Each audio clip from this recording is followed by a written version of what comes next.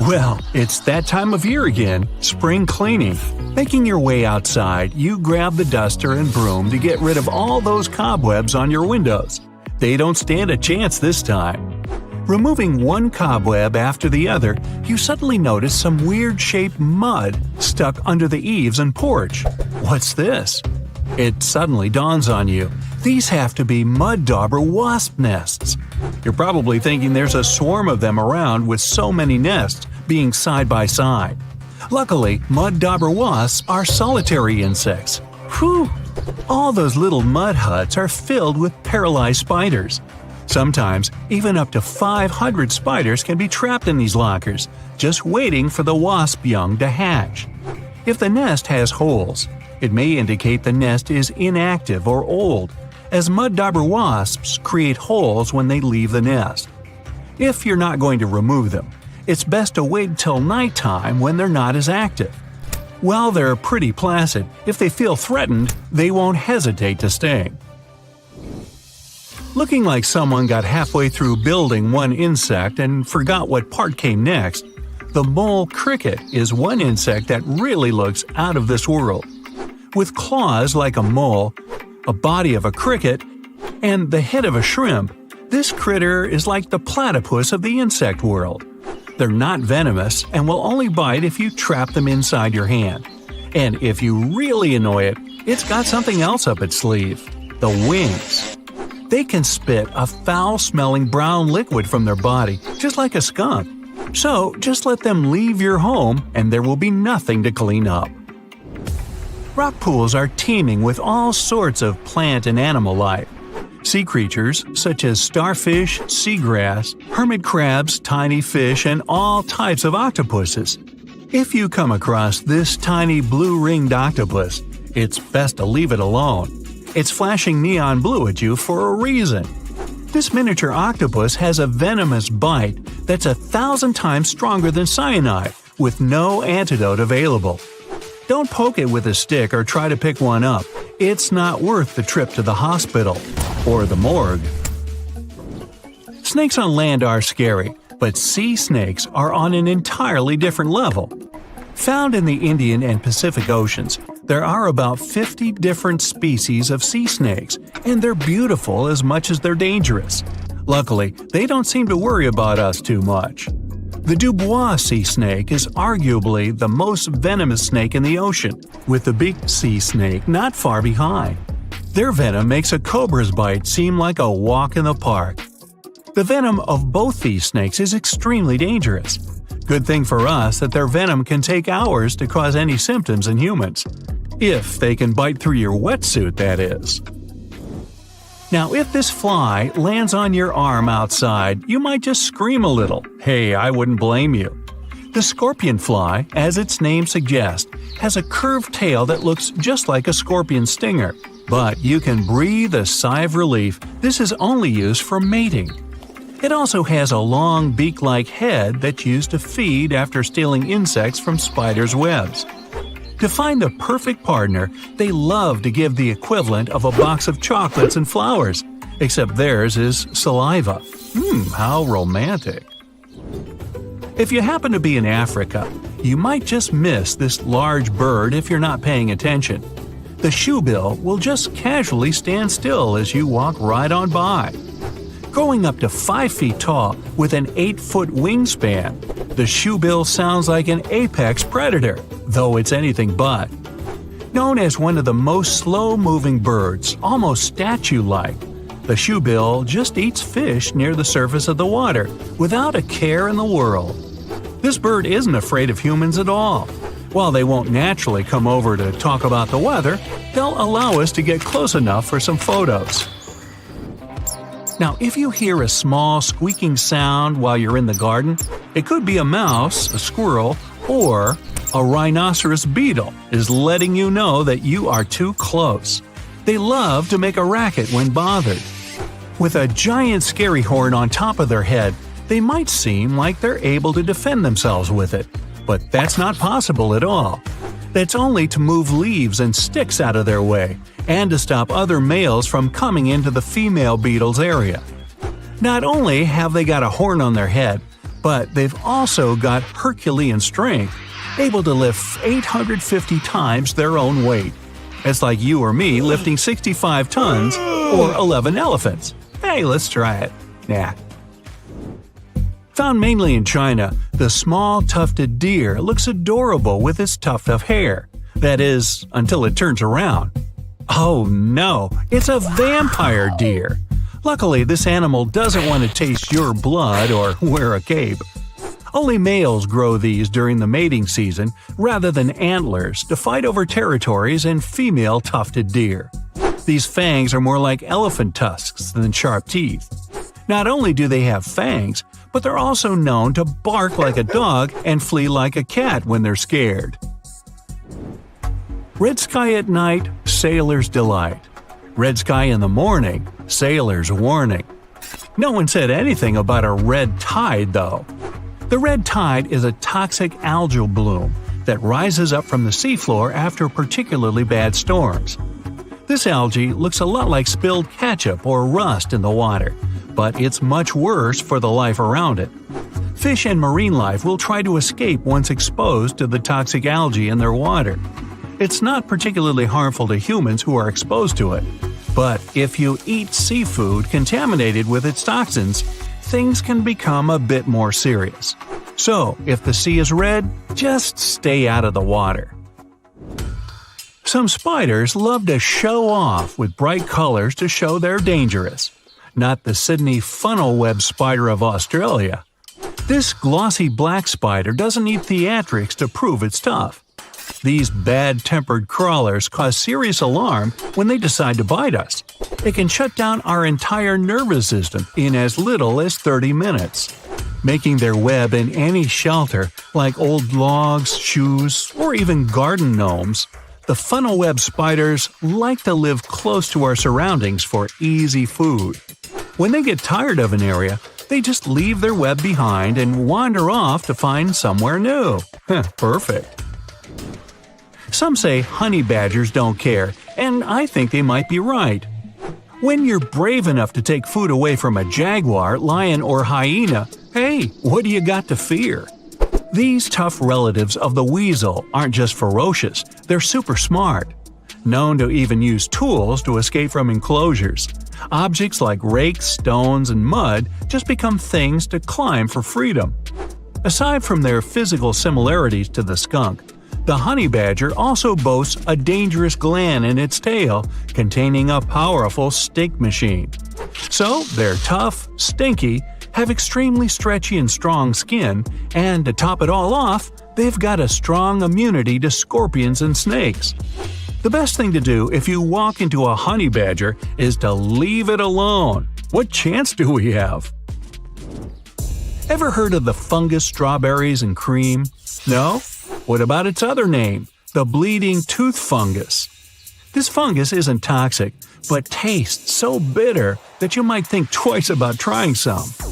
When young and growing, this white mushroom appears to have red jelly coming out of its pores. This sticky liquid is sap that's pushed up from taking on too much water. The adult mushroom is just a boring beige compared to this.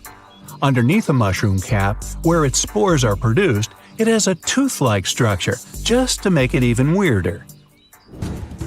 Tasmanian devils have a reputation for being bad-tempered when threatened by a predator, fighting other males, or getting a place at the table for dinner. They're dubbed devils because of the teeth-baring, lunging, and one of the scariest shrieks you'll ever hear in the middle of the night. They'll also eat pretty much anything they can get a hold of, too. They don't habitually go for people, although they will defend themselves if they're cornered. With such a powerful bite, you wouldn't want to be on the receiving end. Good thing the Tassie devils would much rather escape as well. You're thirsty, so you crack open a soda can and take a few big gulps. Next thing you know, you're out of commission. Turns out, that can was contaminated with something nasty, like rat urine, and you had no clue. Just goes to show, you never know what might be lurking in that seemingly innocent drink. During transportation, storage, or handling, cans can pick up germs, bacteria, and dirt. When you drink straight from the can, those germs can easily enter your body. Cans are often stored in warehouses and rarely get a good cleaning before they reach you. Warehouse conditions can be pretty gross. Think rats running over them and less than ideal hygiene. To stay safe, it's a good idea to clean cans before drinking from them. Experts suggest giving them a quick wash with soap and water to avoid contamination. Studies have shown that unwashed bottles can be full of bacteria, so this step is really important. Now, quick question. Who's taken out more people, sharks or vending machines? Surprisingly, vending machines have a darker history. Let's dive in. But first, let's define what counts as a vending machine casualty. We'll rule out things like expired snacks or electric shocks.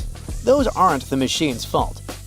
What we do count are incidents where someone was severely harmed or, what's worse, passed away from rocking or tilting the machine. For sharks, any fatal encounter counts.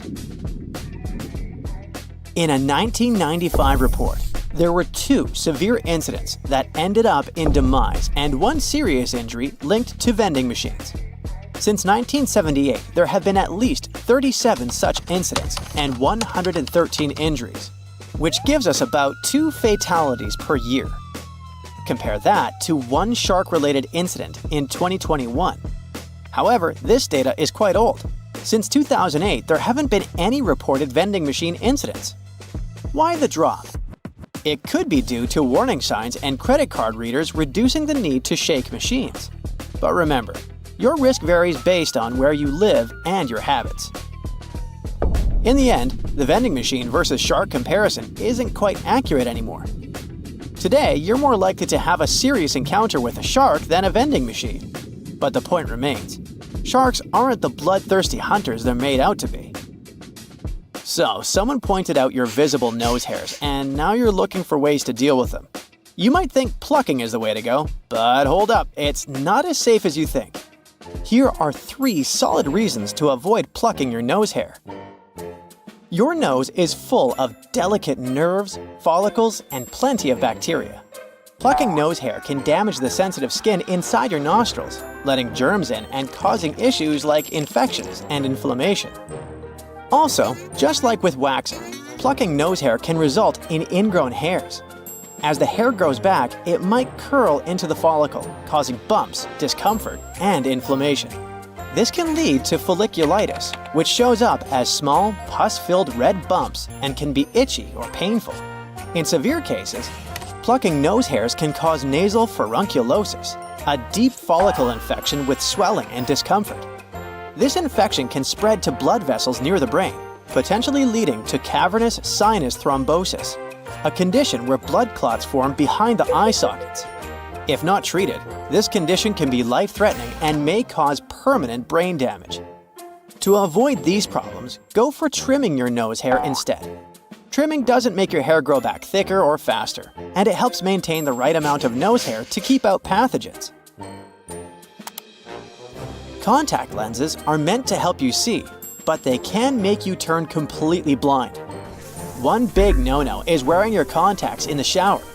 It's bad for both your lenses and your eye health. Showering with contacts is like swimming or sleeping with them in. It's a common mistake. Water and contacts just don't mix. You need to keep your lenses clean to avoid any issues. If water gets behind your lens, germs or chemicals like chlorine can get in there and cause trouble. At best, you might end up with sore or itchy eyes. Worse, you could get conjunctivitis from a bacterial infection. In rare, serious cases, you might even face infections, which can sometimes lead to blindness. Most people wear contacts in the shower accidentally rather than doing it on purpose. If this happens, close your eyes right away and carefully step out of the shower to remove your lenses. If your eyes feel sore or look red afterward, contact your optometrist ASAP. Always use the cleaning solution your optometrist recommends to sterilize your lenses before putting them back in. But really, it's best to take out your contacts before showering or bathing. If there's one piece of home decor you should keep a close eye on, it's snow globes. They might seem harmless, but a family in East Hampton, Massachusetts would beg to differ. In a crazy turn of events, a snow globe sparked a fire in their apartment while no one was home. Luckily, quick-thinking neighbors and a swift response from the fire department kept the blaze from spreading through the entire complex. It was a normal Thursday morning when, around 11:30 a.m., neighbors heard smoke alarms blaring in the apartment and dialed 911. Firefighters arrived to find the place locked, so they had to force their way in. Inside, they found a small fire on the coffee table and a room filled with smoke. There, they also saw the culprit. It was a snow globe. It was sitting just right on the coffee table, and the sunlight hit it at the perfect angle, magnifying onto some cardboard and styrofoam and setting them on fire. While it's not common, fires started by magnified sunlight do happen. Many firefighters have seen blazes ignited by mirrors and magnifying glasses. So, keep those snow globes out of direct sunlight. Better safe than sorry. Alright, let's talk about fatal fruit. No, I'm not going to bore you with another lame list of the most poisonous fruits out there. Instead, I'm going to tell you about something heavenly tasty that can make you teleport to the heavens in a matter of seconds. Meet the coconut. This seemingly innocent fruit has a dark side. Coconuts are responsible for around 150 fatalities each year. These bad boys have a whole page dedicated to the fatal incidents they've caused. A full-size coconut weighs about 3 pounds 3 ounces. And if you know a thing or two about physics, you'll understand that gravity makes them even more dangerous when they fall from trees. But it's not just falling coconuts you need to worry about. Consuming large amounts of coconut water can lead to sudden cardiac arrest due to hyperkalemia, thanks to its high potassium levels. And while rare, there have been cases of anaphylaxis in people with coconut allergies. While the most common way coconuts cause harm is by falling and hitting someone, there have been some unusual incidents too. In December 1923, a man in Newcastle, Pennsylvania, passed away while trying to crack open a coconut with the butt end of a loaded revolver. It went off, and he was shot in the abdomen. You know those handy selfie sticks that help you nail the perfect shot? Turns out, they can be way more dangerous than you'd expect. These little gadgets have led to a surprising amount of injuries and even some fatalities. People have accidentally knocked themselves or others out, taken a tumble off cliffs, and even been hit by cars while trying to get that Insta-worthy pic. Some popular landmarks have even banned selfie sticks altogether. For instance, the oceanfront in Mumbai has said no to selfie sticks. India, by the way, leads the world in selfie-related deaths. Nearly 40% of the 49 globally recorded fatalities over the past 3 years happened there. If you still think selfie accidents aren't a big deal, consider this. From 2008 to mid-2021, a staggering 379 people lost their lives while trying to get that perfect shot. So yeah, it's definitely something to take seriously. You check into your hotel room, connect to Wi-Fi, jump on the bed, and post 15 photos of your new window view. When the initial surge of excitement is gone, you notice a suspicious blinking light on your big TV. Could it be that someone is watching you? Or have you just seen too many spy movies? Well, hidden cameras come in all shapes and sizes. Large ones are easy to spot, but the small ones can be really sneaky and inconspicuous. They can be hiding behind furniture, in decorations or vents, and anywhere else you'll have trouble noticing. There are even special cameras that can be hidden in everyday movable objects like alarm clocks, picture frames, vases, and lamps. Check to see if these objects are facing at a strange angle or if they're positioned to get the best view of your room or bathroom. The easiest way to spot a hidden cam is to look for the lens reflection because all cameras come with lenses. Turn off the lights and slowly scan the room with a flashlight, laser pointer, or a special wireless spy cam detector. It comes with infrared scanning lights and one illuminating light. When you find a reflective red spot, you gotta turn on the flashlight to help check if there is a hidden camera. Definitely check the vents along with any other holes and gaps in the walls or ceiling. Some advanced detectors even show you what the camera is seeing, making it way easier to spot and disable. The detectors only work on cameras that are turned on and working normally though. Your mobile phone can also help you find some hidden threats. Turn on Bluetooth and walk around. See if any unknown devices pop up on the screen. Another idea is to install a network scanner app that shows all devices that are connected to the Wi-Fi network you're using at the hotel. When it's done scanning, study the list for devices called something like IP camera or cam. Plus, you can put your phone on selfie mode, turn off the light and close the curtains, and look around the room slowly while focusing on the screen. Keep an eye out for purple or white lights on the screen. You can play detective some more and call your friend or family member and start walking around your room. Secret cameras should emit a sort of radio frequency. It will most likely interfere with your phone call signal. If you start hearing any weird noises while you're on the phone in a certain area of your room, make sure to inspect it carefully. Check out the light switches, electrical outlets, lamps, and other objects you normally wouldn't pay attention to. If they look a bit crooked, have a hole, or seem misplaced, it could be a sign that someone tampered with them. Many spy devices need wires, and whoever installed them had to hide those wires, often behind the vinyl baseboard. That's why the place where the floor and the wall meet is another area you should check. Ridges, bumps, or discoloration could be a sign there's a microphone hiding there. The same goes for spots on ceilings and walls, even if they're not larger than a coin. If you do find a hidden camera or something looking suspicious, don't shy away and let the hotel administration or your booking service know about it.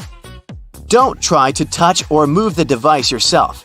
If the hotel denies everything, contact local law enforcement. After you've scanned the room for cameras, check out the mirrors. Someone could be watching you from the other side. First, see if the mirror is built into the wall or can be adjusted. If the mirror is semi-transparent, it will be built into the wall. You can do a simple test to check the mirror. Press your fingertip against the glass and push firmly enough to leave a fingerprint as you move your finger away. Study the fingerprint. If there's a small gap between the print and the mirror where the glass should be, then it's just a mirror. On a semi-transparent mirror, there will be no gap. Another way to check if your mirror is semi-transparent is simply to tap the glass. If someone is watching you from the other side, the mirror will make an empty sound. A double mirror needs a brighter light on the other side than on yours. Get close to it and cup your hands around your eyes. Do you see some light behind the mirror? If so, you might have an unwanted audience. Before you leave your room or go to bed, make sure every door is securely locked. By every door, I mean not only the entrance to the room, but also the door leading to the terrace, if you have one. You can bring a portable door lock with you for extra security if you're staying in. You could also start a little DIY project and wrap a belt or a bag strap around the arm that pushes the door shut. Buckle it up and wrap it around several times for an extra layer of protection. Another idea for when you're about to nap or go to sleep is to build a pyramid of stuff by the door. Glasses and mugs will do perfectly. If someone tries to get inside while you're sleeping, there'll be some serious noise. Intruders prefer to keep it low-key, so they're highly likely to give up on robbing you straight away. If you travel with some valuables and don't feel comfortable leaving them around the room, you could put them in the safe inside your room. But because those safes use passcodes instead of physical locks, someone from the hotel has to know the master code to unlock it, just in case. So, you can bring your own safe with you instead. You can find the ones looking like books on Amazon, for example. They're made of strong metal and textured paper. They come with a combination lock and have enough room to fit your passports, cash, and jewelry. In case you have to leave your laptop in the room and want to make sure no one plugs in a USB drive to steal your data, here's what you can do. Leave a bottle of water or some other item next to the USB port. Measure the distance. Let's say it's 1 thumb length away. For someone to plug in their device in the laptop, they need to move the bottle. You can take it one step further and drop a pen parallel to the laptop under a certain angle. You can measure the angle with your smartwatch or phone using the Compass app. Again, if someone moves it, you'll know. Even something as simple as a "Please do not disturb" sign can help you figure out if someone entered your room while you were away. Make it look like you left in a rush and the sign accidentally stuck between the door and the door frame. If you come back and the sign is hanging freely, then someone must have ignored it and tried to disturb you. In that case, you can contact reception and ask to send someone to enter the room with you to keep you safe. If you care about the cleanliness of your room as much as you do about your belongings and your personal safety, this one's for you. Hotel housekeeping workers normally have up to 20 rooms to take care of on an 8-hour shift. It means they'll have no more than 30 minutes for your room. It gives them enough time to make the bed, clean the floors in the room and the bathroom, empty the trash bins, and dust all surfaces. But they rarely have the time to take care of smaller objects like light switches, door and drawer handles, and remotes. And yes, these are exactly the objects you'll be in contact with the most. They can actually have more germs than the toilet. So if you want to be sure those germs won't land on your hands, bring enough antibacterial wipes to clean all those things before you touch them. You wake up in the middle of the night from a noise coming from downstairs. First thing you need to do is check what the noise is. If you suspect someone's in your house, do this quickly and quietly. It might just be a mouse that knocked something over. Still, if your suspicions are confirmed and you see someone in your dining hall, look for a way out immediately. Use the fire escape ladder if you have one. Otherwise, a window might do the trick. Still, chances are you'll have to stay put. Grab the phone and call the authorities. Give them your address and explain the situation as briefly as you can. And in a heartbeat, they'll dispatch a unit to your house. Reaching your street, they can't find your house number anywhere. They get there eventually, but only after having followed the numbers from other houses in the neighborhood. By the time the authorities arrive, the burglars already escaped. That's because your house number can barely be seen. It's so tiny. Your mailbox's one is barely noticeable too. Get a new and shiny plaque. Make sure the number's big and visible. This will not only help your guests find your house sooner, but you'll also avoid the authorities missing your house next time. While you're at it, make sure the mailbox number's visible too. Another good way to protect your house is by adding a fence to it if you don't already have one. Make sure it's hard to get through. Use chain link or even metal fencing. Dig it into concrete as well, so burglars can't lift it. If you're okay with a rough look, you can even try out barbed wire fencing. Next up, add lighting to your yard, because if your yard's all dark, it'll be a perfect target for unwanted visitors. Keep a few lamps outside that you can turn on and off. A well-lit yard will let you see what's up outside, and your neighbors too. If they spot someone, they'll call you and the authorities if need be. A spotlight camera is an extra. It usually stays off during daytime and works with a motion detector. It's really bright and lights up when it senses any movement. You can even get one that also starts recording at once. So not only will you frighten burglars, but will also have video proof in case anything does happen. Another thing is a Ring camera. Whenever someone rings the door, you can pick it up without even being home. Since your phone's connected to the doorbell, you only need to answer the call wherever you are. If it's someone you don't know and you're smelling something fishy, you can pretend to be home and let them know you're not interested. Dense shrubs in your yard will give the burglar a place to hide, and you might not even notice there's someone trespassing. Keep your shrubbery closely trimmed. It'll not only keep you safe, but also add a bit more shine to your yard. While you're out on vacation, avoid posting your whereabouts on social media. Say someone's had your house on their radar for a while now. You being gone is the perfect opportunity for them to strike. Leave posting the nice pictures you took for when you get back home, and you can keep an eye on things. Oh, and don't show people what you do day to day either. It'll be easy for someone to keep track of your daily schedule and plan an assault for when you're out grocery shopping, for example. This one's obvious, but always lock your home when you leave, even if you think you live in a safe neighborhood. And if you've just moved into a new house, change your locks too. It works for apartments as well, or even if you're just renting a room. You can never be too safe. Always keep the appearance that someone's inside the house, even when it's empty. The first way to do it is leave your television on, or even better, buy a TV simulator. This way, you can program it to turn on and off as you please. I mean, it'd be weird if it was constantly on. It'll save you a couple of bucks as well, because simulators consume less than the real thing. Get a plug-in alarm clock as well, and connect a lamp to it. Set timers for it to go off, let's say dinner time, and for a while at night. You can also get an extra alarm clock and connect a radio to it. If people think you're blasting some tunes, they surely won't try to do anything.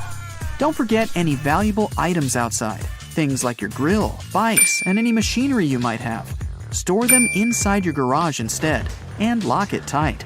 Security cameras outside your home will let you keep an eye on things, even while you're at work. This one's particularly good if you're extra worried someone's going to break in.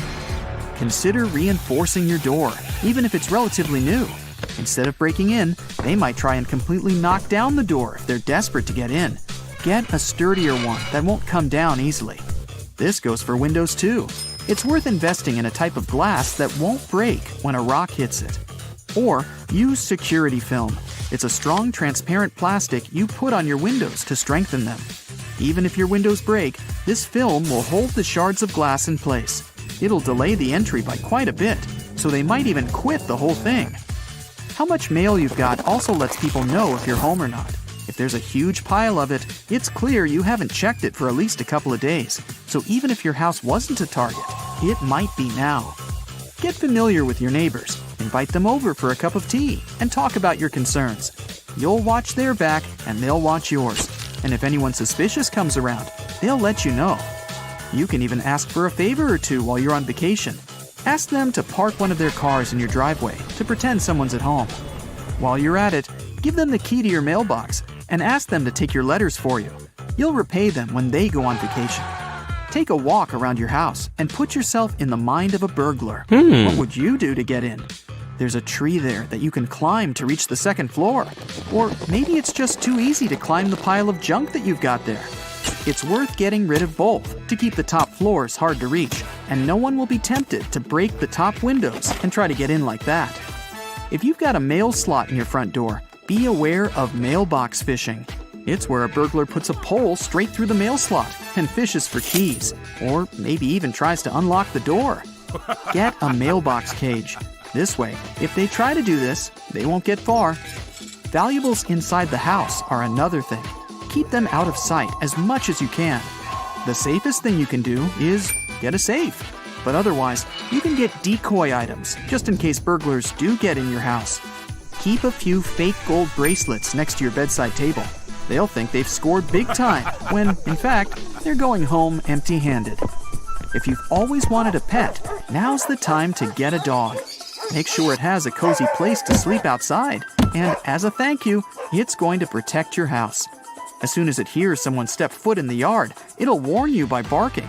Not only that, but it'll wake up the entire neighborhood too, which will bring even more attention to what's happening. Don't ever put up a calendar, or all of this will be for nothing. Say a burglar comes out the back and just looks through the window. If they spot a calendar with the exact dates you're going to be away, none of these tricks will work because they'll know better than to fall for them.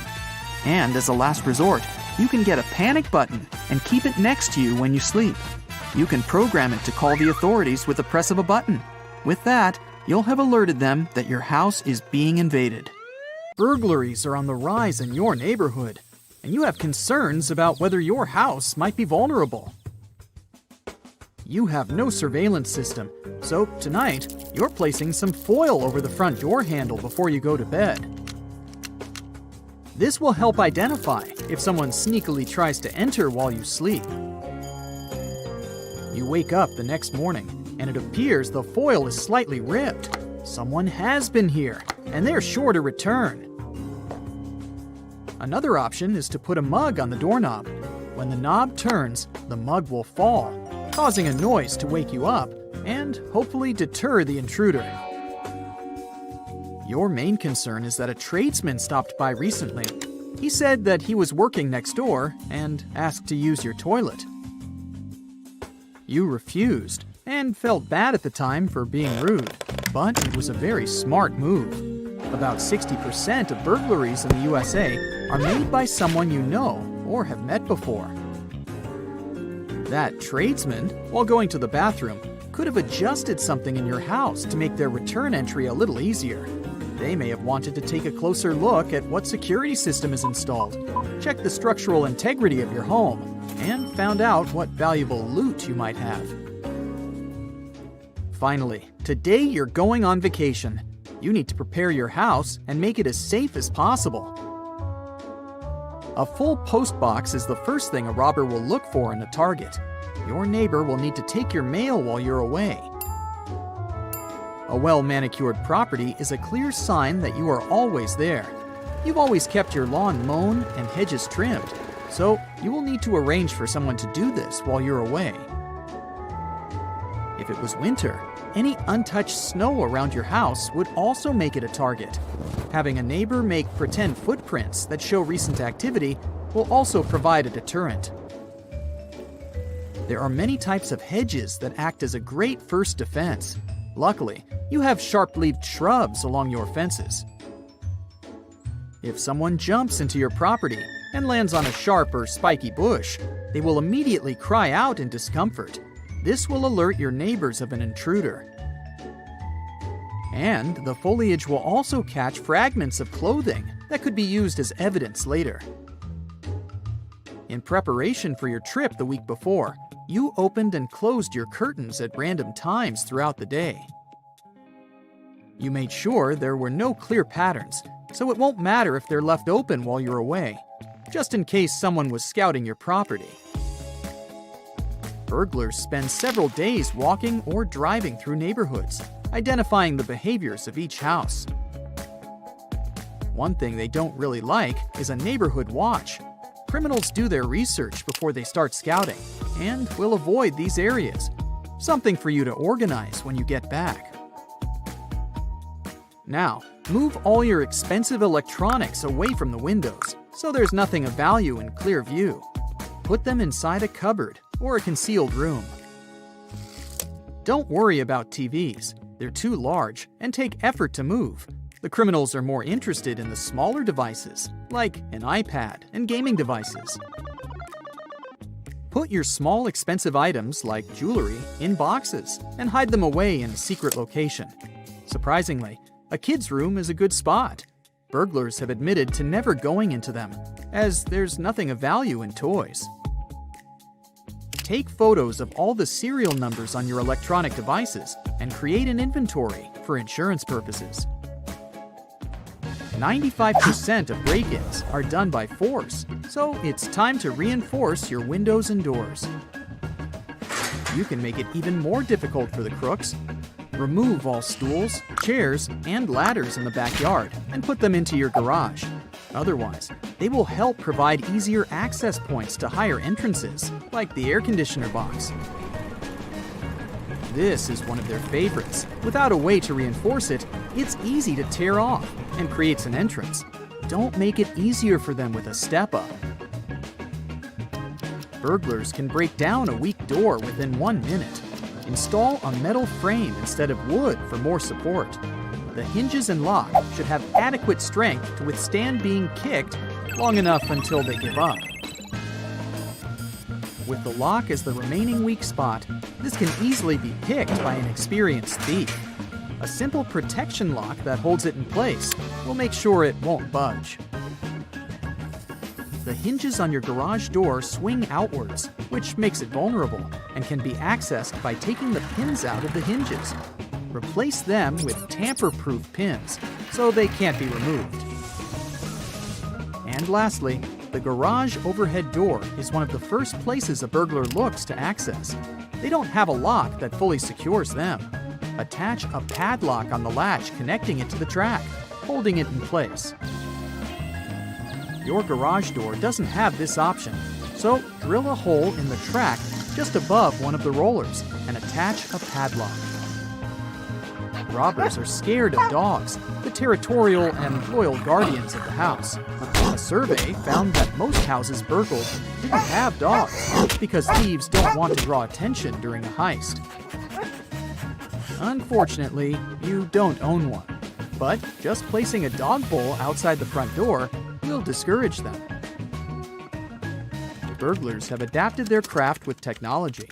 4 out of 5 criminals use social media like Facebook, Twitter, and Google Maps to find their targets. Even sharing a photo with a house key in it is enough for a burglar to create their own key by zooming in and taking the exact measurements. Make sure your wireless network is secure and use a new, much stronger password while away. You're not only vulnerable to physical objects being stolen. Valuable data like passwords and access codes can be taken through your network. And there's also the threat of infecting devices through malicious malware. You can also remove the vision of your house completely from Google Maps. Type in your home address, find the street view of your residence, press the Options button, and select Report a Problem. You'll be taken to a screen with an image of your home, with the option to move a red square to cover your property. Request it to be blurred under the option My Home and enter your exact address. It will only take a couple of days to be processed. Don't leave the radio on while away. It won't help. Through the burglars' method of scouting houses, they take note of radio and TV sounds. When they return, they check if they're still on, which just makes it easier to confirm that no one's home. An alternative option to show active presence at home is by making your own audio, something that plays ambient noises randomly throughout the day, with footsteps, conversations, and a dog barking. Leaving your lights on is also not a good idea. Someone spying will notice your house easier, especially at night, and you'll be further robbed on your electricity bill. You're just about ready to leave on your vacation and need to take the trash out. If you have some large boxes, break them down so they can fit inside the bin. Hide any clues about what valuables you recently received. Last check, all the doors are locked and no windows are left open. Now you can finally enjoy your trip. But as you enjoy yourself in your picturesque location, leave any snaps on your phone while you're over there and post them online only when you return. If you do share your photos while you're away, it will have made all your preparations pointless. Every criminal in the area will know you're not home. But with 2.5 million houses burgled annually in the USA, a house without a modern security system is 300% more likely to be broken into. When you get back from your break, it will be a great idea to install one. Did you know that most break-ins take place in the middle of the day? The FBI says burglaries happen midday because people are outside the house. Don't let your home be an easy mark for theft. Here are 10 tips to protect your home and some security items you might need along the way. Number 1 on our list is portable door locks. They aren't just designed for regular houses. Let's say you stay in a rented house where other guests also come and go. You can carry one of these portable locks with you.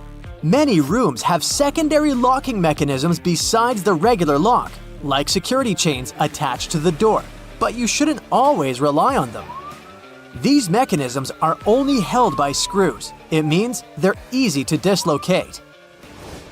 There are many portable lock models, so what should you look for? Ease of use is the key for installation and removal in case of emergency. Most inward swing doors are suitable for these items. Add-A-Lock is a good example. You can find it on Amazon. It's fairly inexpensive, has a versatile design, and most importantly, comes in one piece. It takes seconds to upgrade your safety. You insert the claws into the door strike plate and then close the door. It'll be held in position with a handle. There you go. Burglars don't hang out in your house or bother stealing heavy stuff like TVs. They want to get in and out in under 10 minutes. What you should do is take some precautions to slow them down. Laminated glass is great for this. You should consider investing in it. Normal windows that are made with tempered glass can shatter easily, but laminated windows are like shields. They can crack but not break apart. Instead of making smashing noises and grabbing attention, the burglar will probably leave. The structure of laminated glass is different from the regular one. It holds the piece intact even after a strong impact.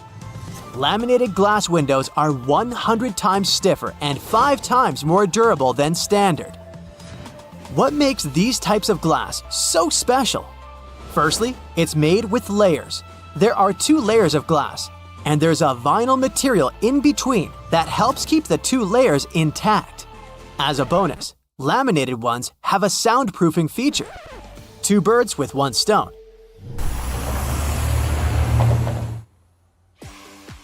The interlayer absorbs some of the outside noise. It's glass after all. Aren't we going to see the vinyl layer? That might be the question that popped into your head. Nope, laminated glass is transparent, just like other types. Enjoy the crystal clear views while staying safe. I would say, but unfortunately, it's expensive to get these specifically manufactured burglar-deterring glasses. You can have professionals install a laminate film onto your standard windows. Or you can even buy security film. They all work according to the same principle, but obviously, these alternatives cannot be as strong as the laminated glass itself. The next few tips come from an ex-burglar, Michael Fraser. Now he's giving bits of advice on how to protect from theft. His first tip is quite interesting. Don't put a "Beware of the dog" sticker if you have a dog. If a dog can walk around the house without triggering the alarm, so can a human. This is the way burglars think. Plus, many dogs get friendly in a short time unless they're specifically trained to catch strangers. Otherwise, they can easily be put in a room and, well, you know the rest. Bye-bye to precious items. Advertising your house for sale online is a standard procedure to attract potential buyers, but also thieves. With your innocent pics, burglars can have floor plans with virtual tours. They can easily spot the entry and escape routes. Sounds like a perfect plan to rob a house. Number 5 is buying a home security system. It helps prevent thefts and notifies you if that happens. According to the data, homes without a security system are almost 3 times more vulnerable to break-ins. There are numerous ones to choose from. Some are pricey, but luckily, there are affordable options too. You don't even have to call professionals. This do-it-yourself security system from Amazon is an example of a budget-friendly gadget with useful features. These types of devices are designed to be easy to install. You'll be guided through an app for the software and for the product itself. Bonus, you won't have to deal with screws, tools, or drilling. They have fast emergency dispatch that can notify the authorities if you say so. Since it's easy to set up, it's perfect for short-term residents too. Remember I mentioned that if a dog can walk in the house, so can a thief? Well, technology is not in favor of thieves. These types of devices can now detect intruders and be friends with your pet. The sensors can be put in the window, doors, and corners, but still be adjusted to avoid fake alarms by the pets.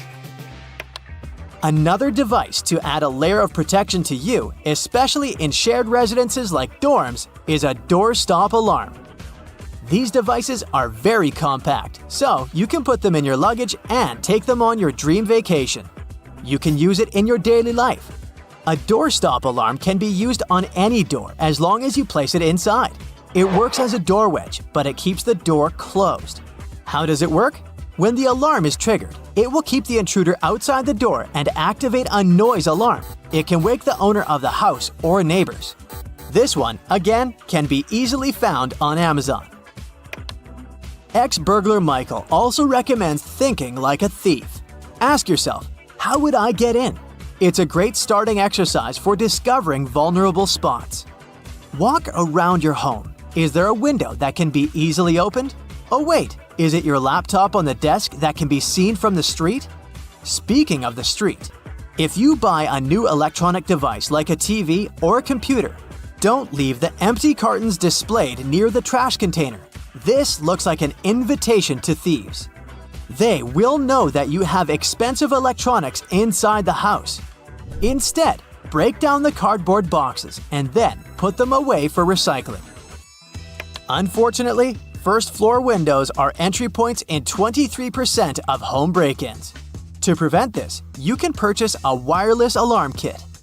When it comes to the front door, installing a double-key deadbolt can be a solution. Similarly, motion sensor lighting does the job. Do you have blind spots around your home? Upgrade to a security camera with night vision. If you want to see what's happening inside your house rather than outside, you can get one of these cool security gadgets. Orbi Robotic Mobile Sphere is like a ball, but it has a camera inserted in it. It doesn't have a limited view. Imagine you're at the office and want to play with your dog. Your 4-pod best friend can chase the ball at home while you're away controlling the device. Ah, okay, we're here to save your house from burglars, so I'll leave fun pet toys for another video. Here is a shocking truth about fences. Most people believe that fences are like guardians protecting their property. Sorry to break it to you, but even tall and solid ones aren't as secure as you believe. The number one rule of a thief is not to be caught. And if they broke into a house with fences at night, they'd be perfectly covered. Your neighbors can't see who that person is. You know, unless they have X-ray vision. The fences should be hard to climb. One of the points of having a fence is privacy. But I'm just saying metal, wire, and picket fences are harder for intruders to fly in. So, we cracked the burglar's code. Implementing the tips on our list might help you discourage and prevent burglary and keep you safe. Did you experience such unpleasant incidents? If so, do you have any other tips for fellow Brightsiders to watch out for? It happens every 43.8 seconds. I'm talking about car theft in the USA. Yep, every minute someone loses their precious vehicle to crooks. If you want to learn more about these heartbreaking stats, here you go. Over 800,000 car thefts were reported in the US in 2020 alone, and Ford pickups win the award for the Crook's Choice, since it was the one most frequently stolen. Also, New Year's Day had the most thefts. Seems like we all need to keep an eye out for our cars. First things first, it's very unlikely that someone may steal your car while you're on the move. But once you park it, it gets way easier. So, you need to park responsibly. Yeah, sometimes you might need to walk a bit more, but it's worth it if it means leaving your car in a well-lit place. Improperly parked cars are often taken away by tow trucks. Turns out, not all of them are real.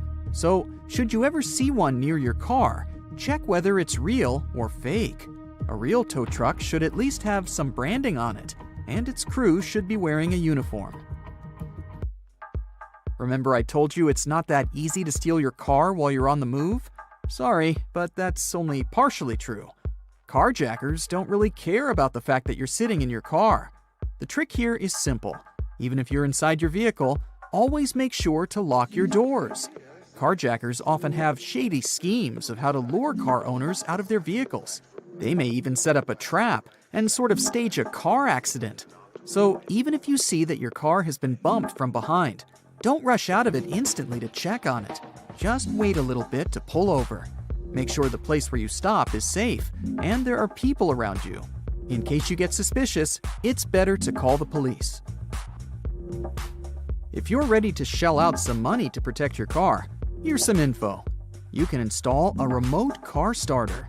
It's not just a great thing for those who live in colder climates and who need to start their car beforehand. Its main advantage is that you can't drive away with a car started like this, since this mode doesn't allow you to shift gears.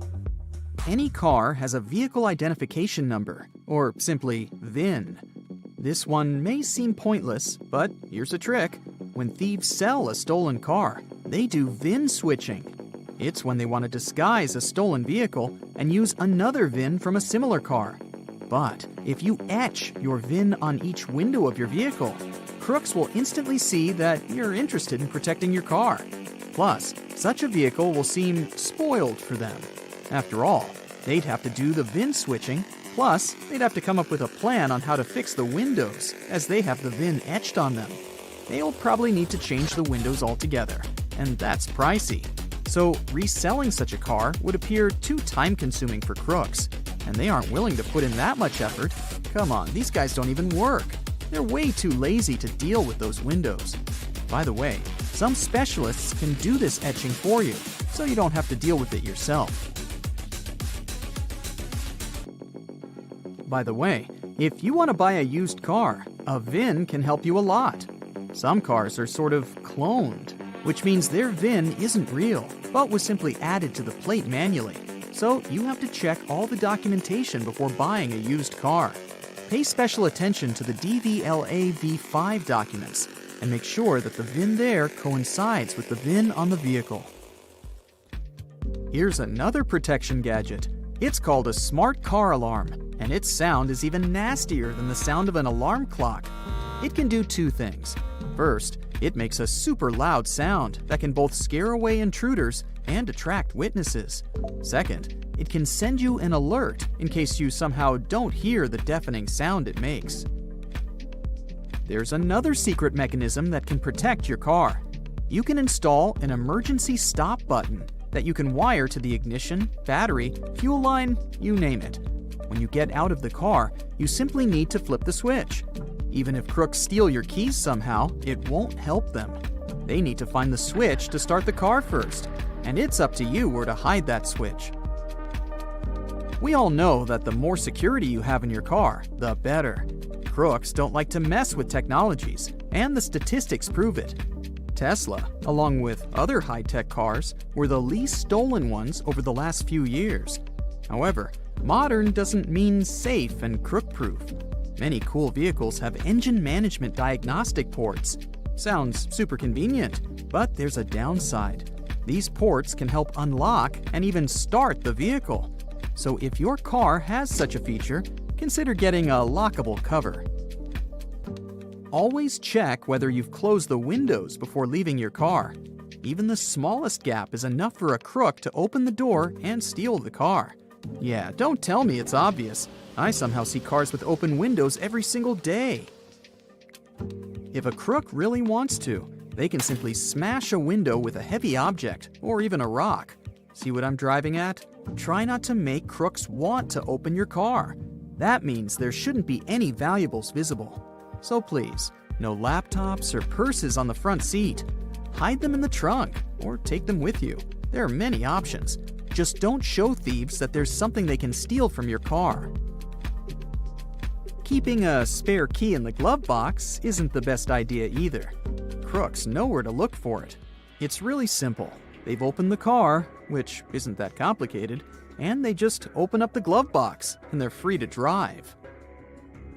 So let's say you still keep your valuables in the car and a spare key in the glove box, because, you like it that way.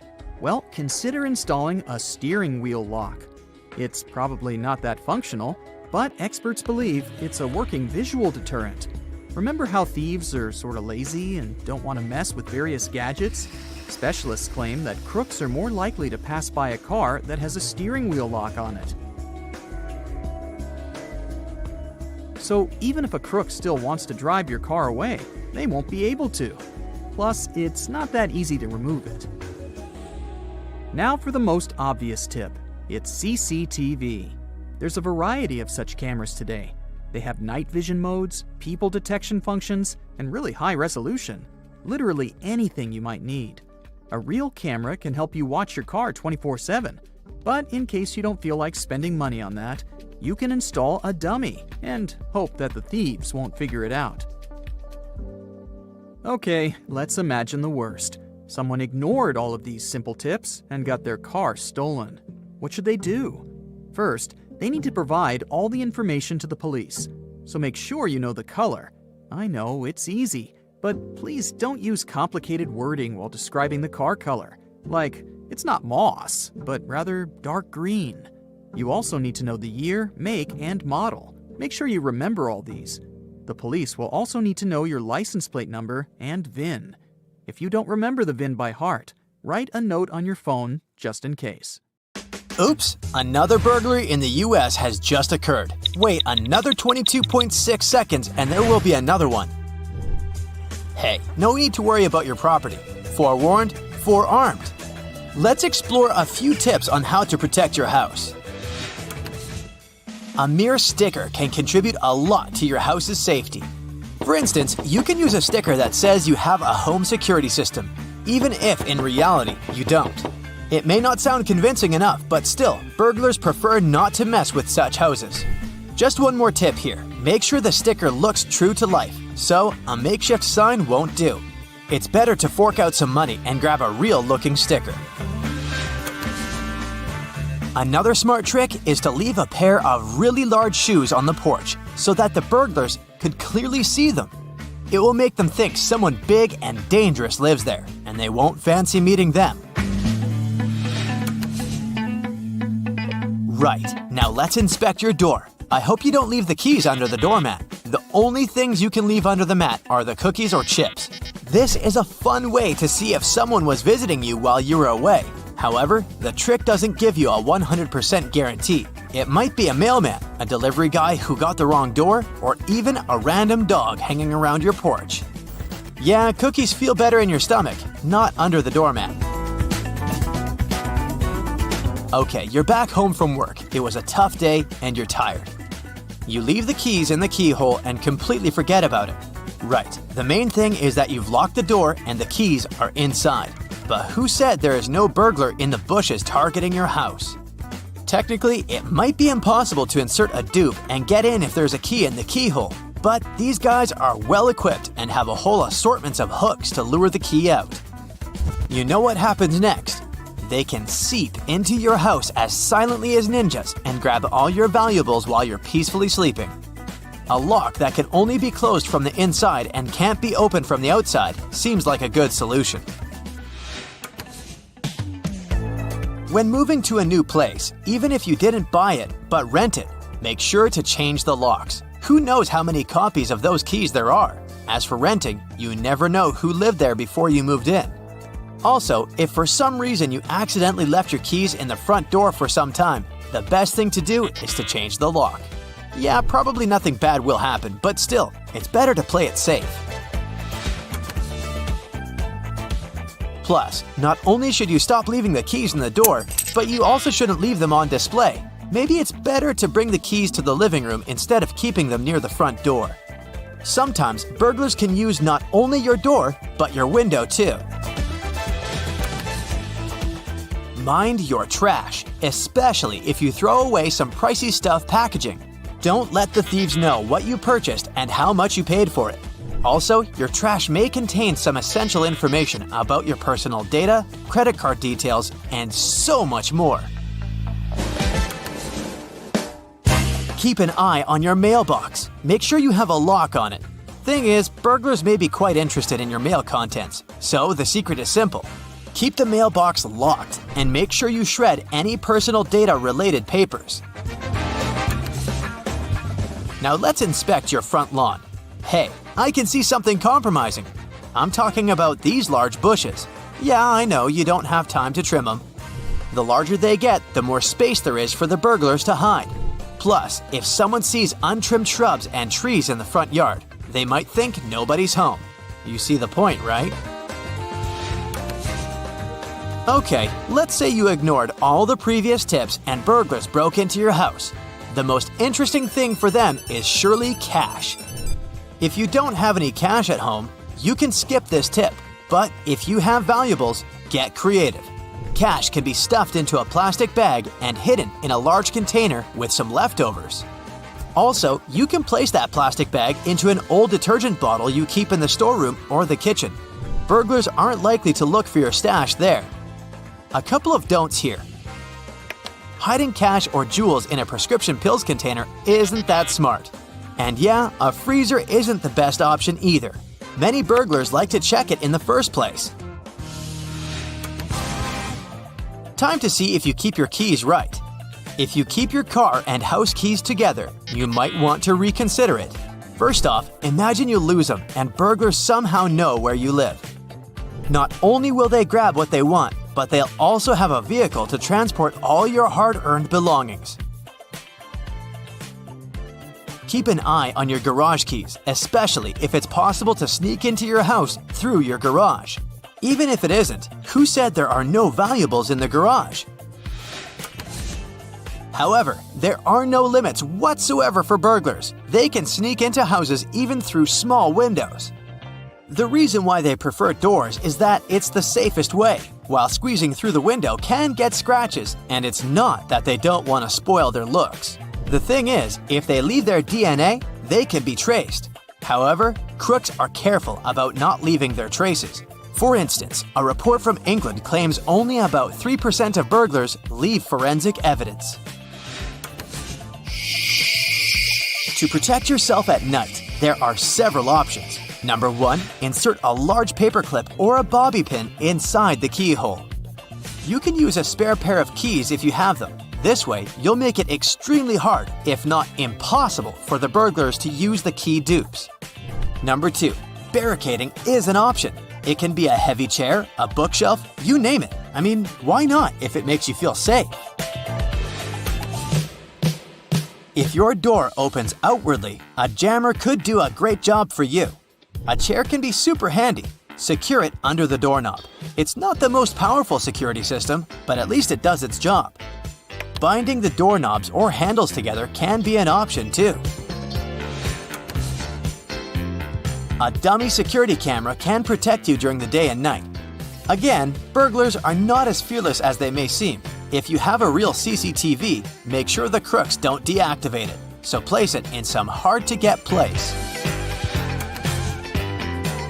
If you're ready to fork out some money for protection, then the motion sensor light is exactly what you need. Crooks like dim spots, and once they approach your place, they'll be frightened off by the bright light. This solution works as long as the burglars know you're home. In case they're sure you're away, it's way less efficient. TV and radio timers are another trick. With their help, you can imitate your home even if you're not. A perfect match for the motion sensor light. This trick can help outsmart some burglars, but again, it doesn't give a 100% guarantee. Some of them aren't afraid to break in, even if the TV's on. What about live alarm systems? This can be real or fake too. I'm talking about dogs. Remember the trick with the boots? You can do the same with a dog if you don't have one. Leave a large bowl on the porch, but make sure it all looks real.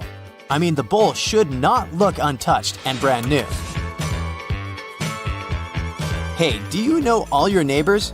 If not, it's high time you baked some cookies and visited them to know them better. First, the crooks don't really like to operate in areas where few people know each other and care for each other. This way, their chances of being spotted and reported are extremely high. So, a sort of neighborhood watch is a perfect way to protect your house. And who knows, find new friends. You park your car in a dark alley, lock it, and leave it for just a couple of minutes to go grab a coffee. When you come back, your beloved vehicle is no longer there. A siren sounds. Oh wait, that was the alarm. Phew! Luckily, that was all just a dream, and you can help it to never come true. First of all, you can install a steering wheel lock in your car. It can either be a long metal rod stretched over the steering wheel or a chain lock connected to the seatbelt buckle. Both options are good to slow down the bad guys that might break into your vehicle. But don't make it 100% thief-proof. The thieves can just cut the steering wheel or even the lock, so you need to add some extra layers of protection to be sure. Criminals like to use gadgets that catch signals and help them steal cars without a key. For example, if the car is parked in a garage of a private house or under the windows of a multi-story building, the keys are accessible through the radio device. Thieves can easily intercept the signal, and the owners of the car won't notice anything. To protect your keys from relay attacks when they're stored at home, use something metallic. You can simply wrap the keys in foil to block the radio signals, or keep them in a safe metal box. Park in areas that are well lit and have security cameras. Building entrances and parking lots are your best choice. An isolated garage isn't always the best idea because it could put you personally at risk. So if you do park in one of those, stay close to the attendant or where security cameras can see you. Keep the wheels turned towards the curb whenever you park. It will make it way harder for thieves to try to tow the auto with a tow truck. To steal a car, a criminal will have to make some extra maneuvers. It takes time and effort and can demotivate the bad guys. In many cases, it's not your car the bad guys are after.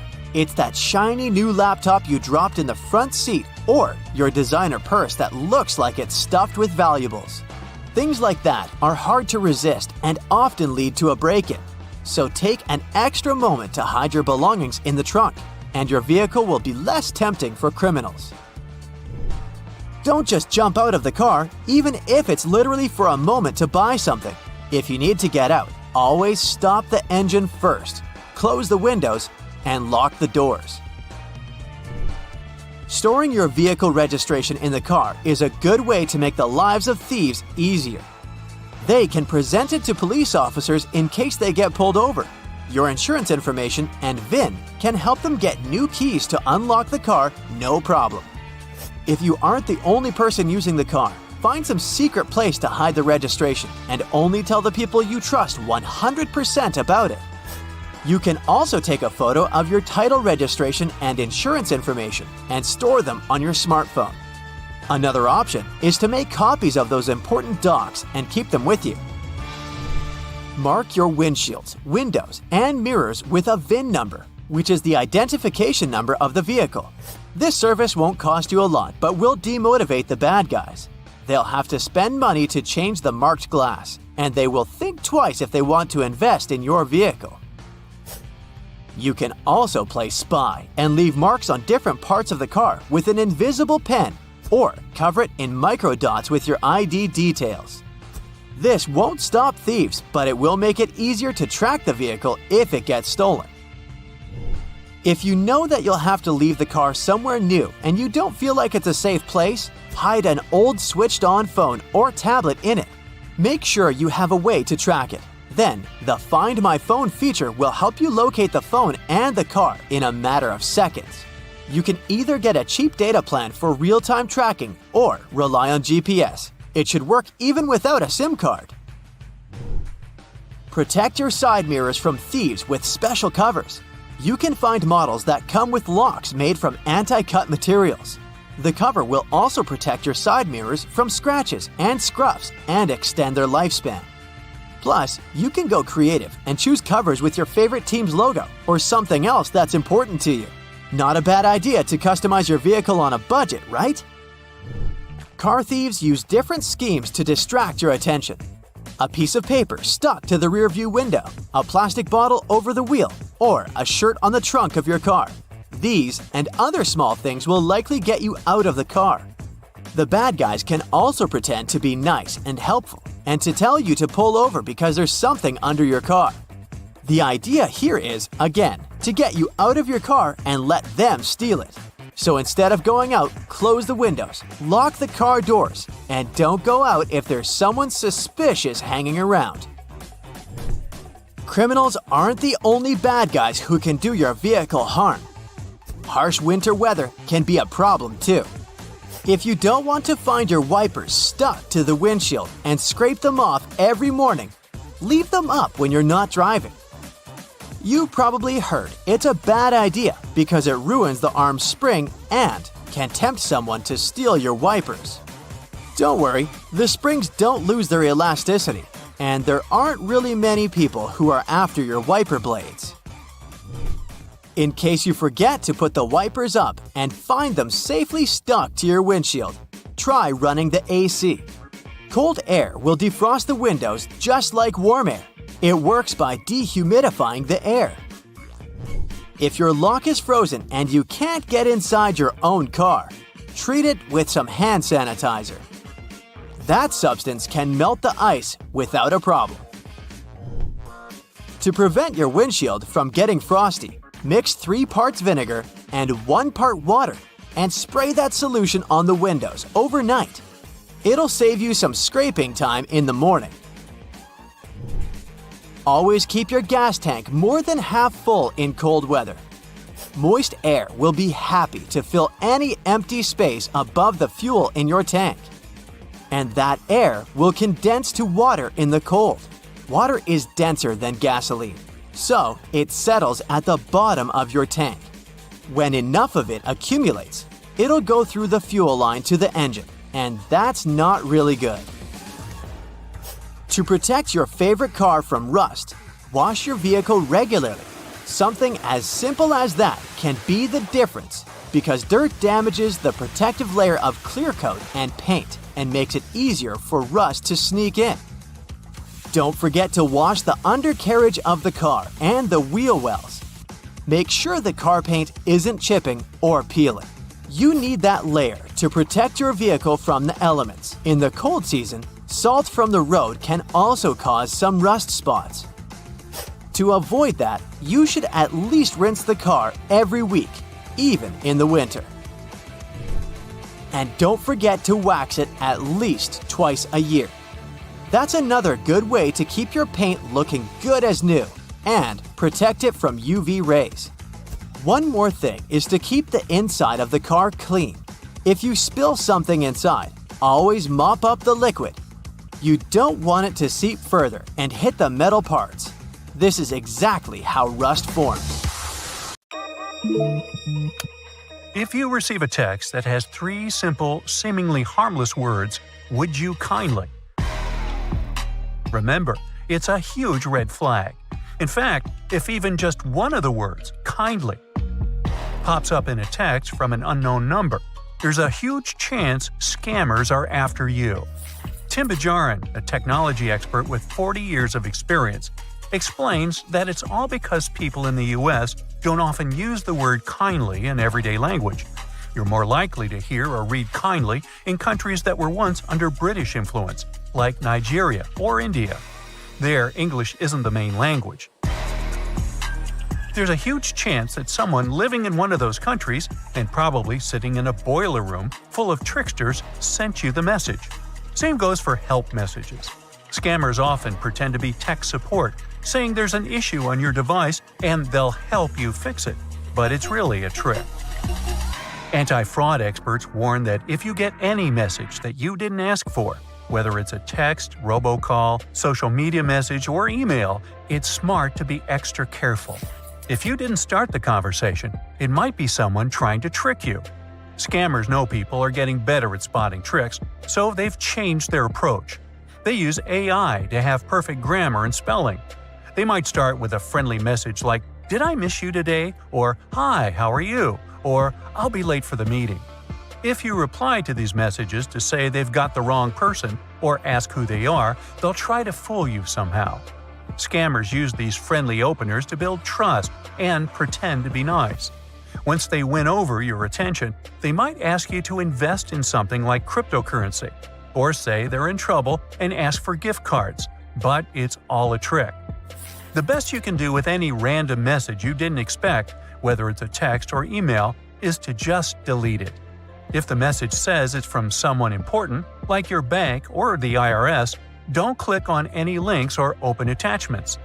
If you're unsure whether the message is real, you should log in directly to your account at the official website, not through any links in the message. Another safe thing you can do is call the bank or company using their official phone number to check if they really were trying to contact you. It's important to report scam messages because law enforcement can use the information to see how big the problem is and put more effort into solving it. Another big scam that's happening more and more lately is the pig butchering scheme. But don't worry, no pigs are involved. It's called that because scammers spend some time fattening up their target first. They start talking to you on social media or a dating app and become friends, or even act like they're interested in a relationship with you. They chat and get close over weeks or months, and then, once you trust them, the scammer suggests investing in something that sounds promising. It could be a new cryptocurrency or a special stock trading site. When you invest a lot of money, hoping to make even more, the scammer then butchers the relationship and disappears with all the money. So, you gotta double-check any online investment opportunity and try not to share too much personal information with new online friends. Now, in a job offer scam, you might get an email about a job that sounds interesting, even though you didn't apply for it. Here, you need to remember the golden rule of safe online surfing. If the offer sounds too good to be true, it probably is. The job is often something unusual, like being a mystery shopper or a position that doesn't require any special skills. If you say yes, your new employer will send you a check or money order to pay you, but the amount will be way more than they promised. They then tell you to keep part of the money and send the extra back to them. And here comes the trick. That check or money order they sent you was fake. So, when you send them the extra money, you're actually sending them your own money. And once you realize the check was fake, it's too late. Scammers use this trick a lot, especially on popular job sites. So, it's important to be careful and double-check any job offer that seems suspicious. If you receive a phone call from someone who works for Microsoft or another big tech company and offers to make your computer faster, don't get too excited. If you accept the offer, they will send you an email and you'll click on a link to download a program that lets you control your computer from far away. Once they're in, they can put malware on your computer, which lets them see your files and steal important personal information. To stay safe from these kinds of scams, ignore unasked-for advice from strangers. Real companies won't call you to fix your computer out of nowhere. And please, never allow remote access to your computer unless you know and trust the person. If someone calls you, ask questions to make sure they're who they say they are. Scammers often give up if they see you're being cautious. Now, sometimes scammers will make fake quizzes or surveys to trick people into giving away their personal information. These quizzes might start with fun, harmless questions, and once you get hooked, they'll ask you for personal details like your address, birthday, or even bank information. They often promise rewards or prizes to make people feel comfortable sharing more. But the real goal is to gather information that could be used for identity theft or fraud. To stay safe, only trust surveys from websites or companies you know.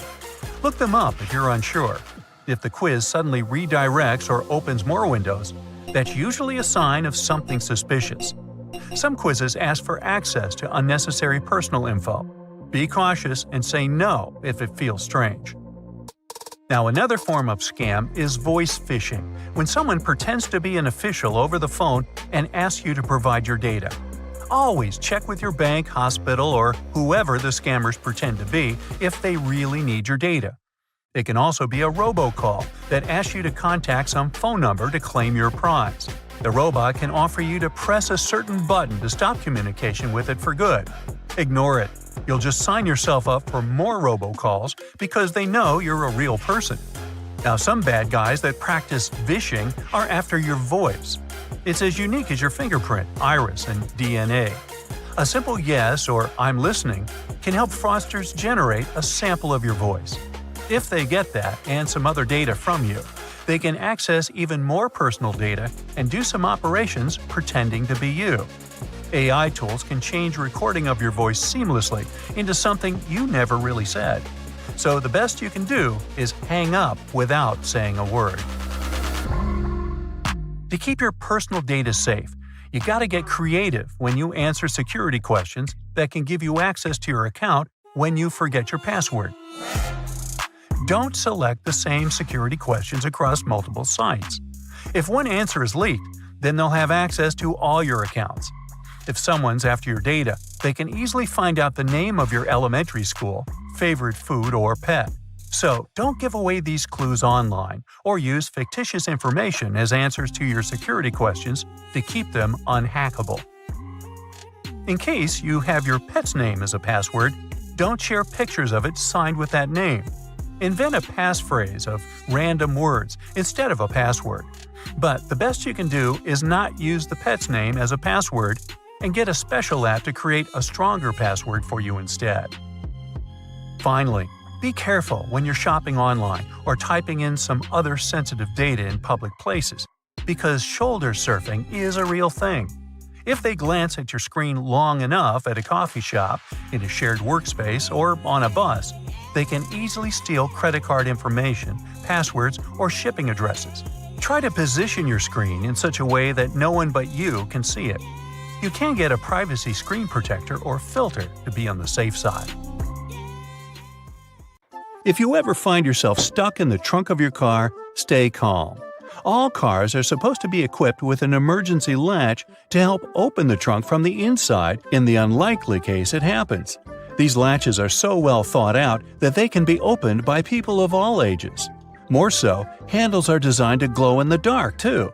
You can even pull them with the mouth if there's not enough wiggle room to use your hands. Never mind how you ended up in the trunk in the first place. Moving on. If you're ever working with needle and thread, remember you don't need to stick the needle directly into the spool. You may end up losing the needle altogether. Not to mention you can easily hurt your fingers. A lot of modern sewing kits these days come with a designated place for safeguarding the needles. It's located at the bottom part of the thread spool. You'll just need to pull it out. It's even made to hold multiple sewing needles at a time. Disposable ballpoint pens come with a little secret of their own.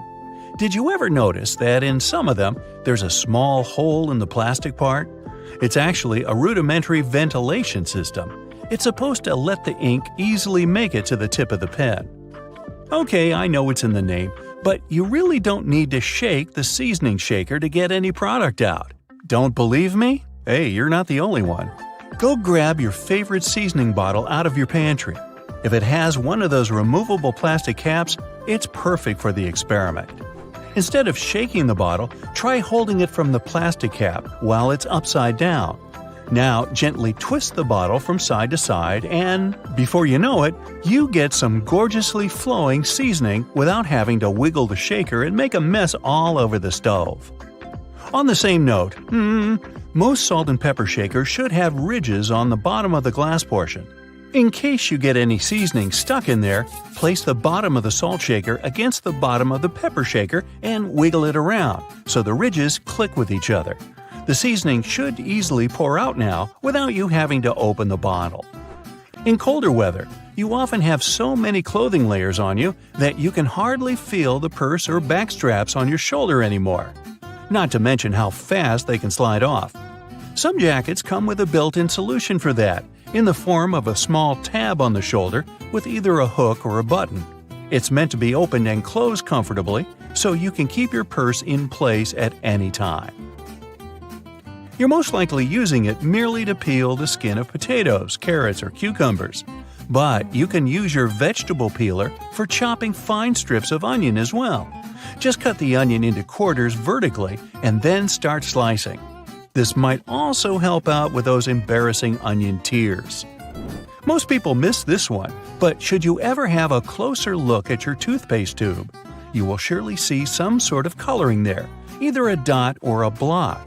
Colors can vary. They can be black, green, red, or even blue. These color spots are actually meant to help the assembly machines back at the toothpaste factory.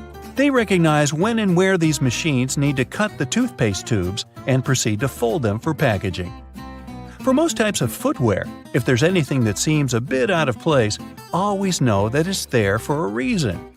Most manufacturers don't put extra items on shoes just for fun. It would definitely be a waste of time and resources. For footwear like boots, for example, there's often a small loop at the top back of the shoe. It's there to help you when you need to put the shoe on, since you can quickly pull on it. Plus, you can also hang the shoes somewhere, most likely to dry, since most boots are meant to be worn in the colder weather.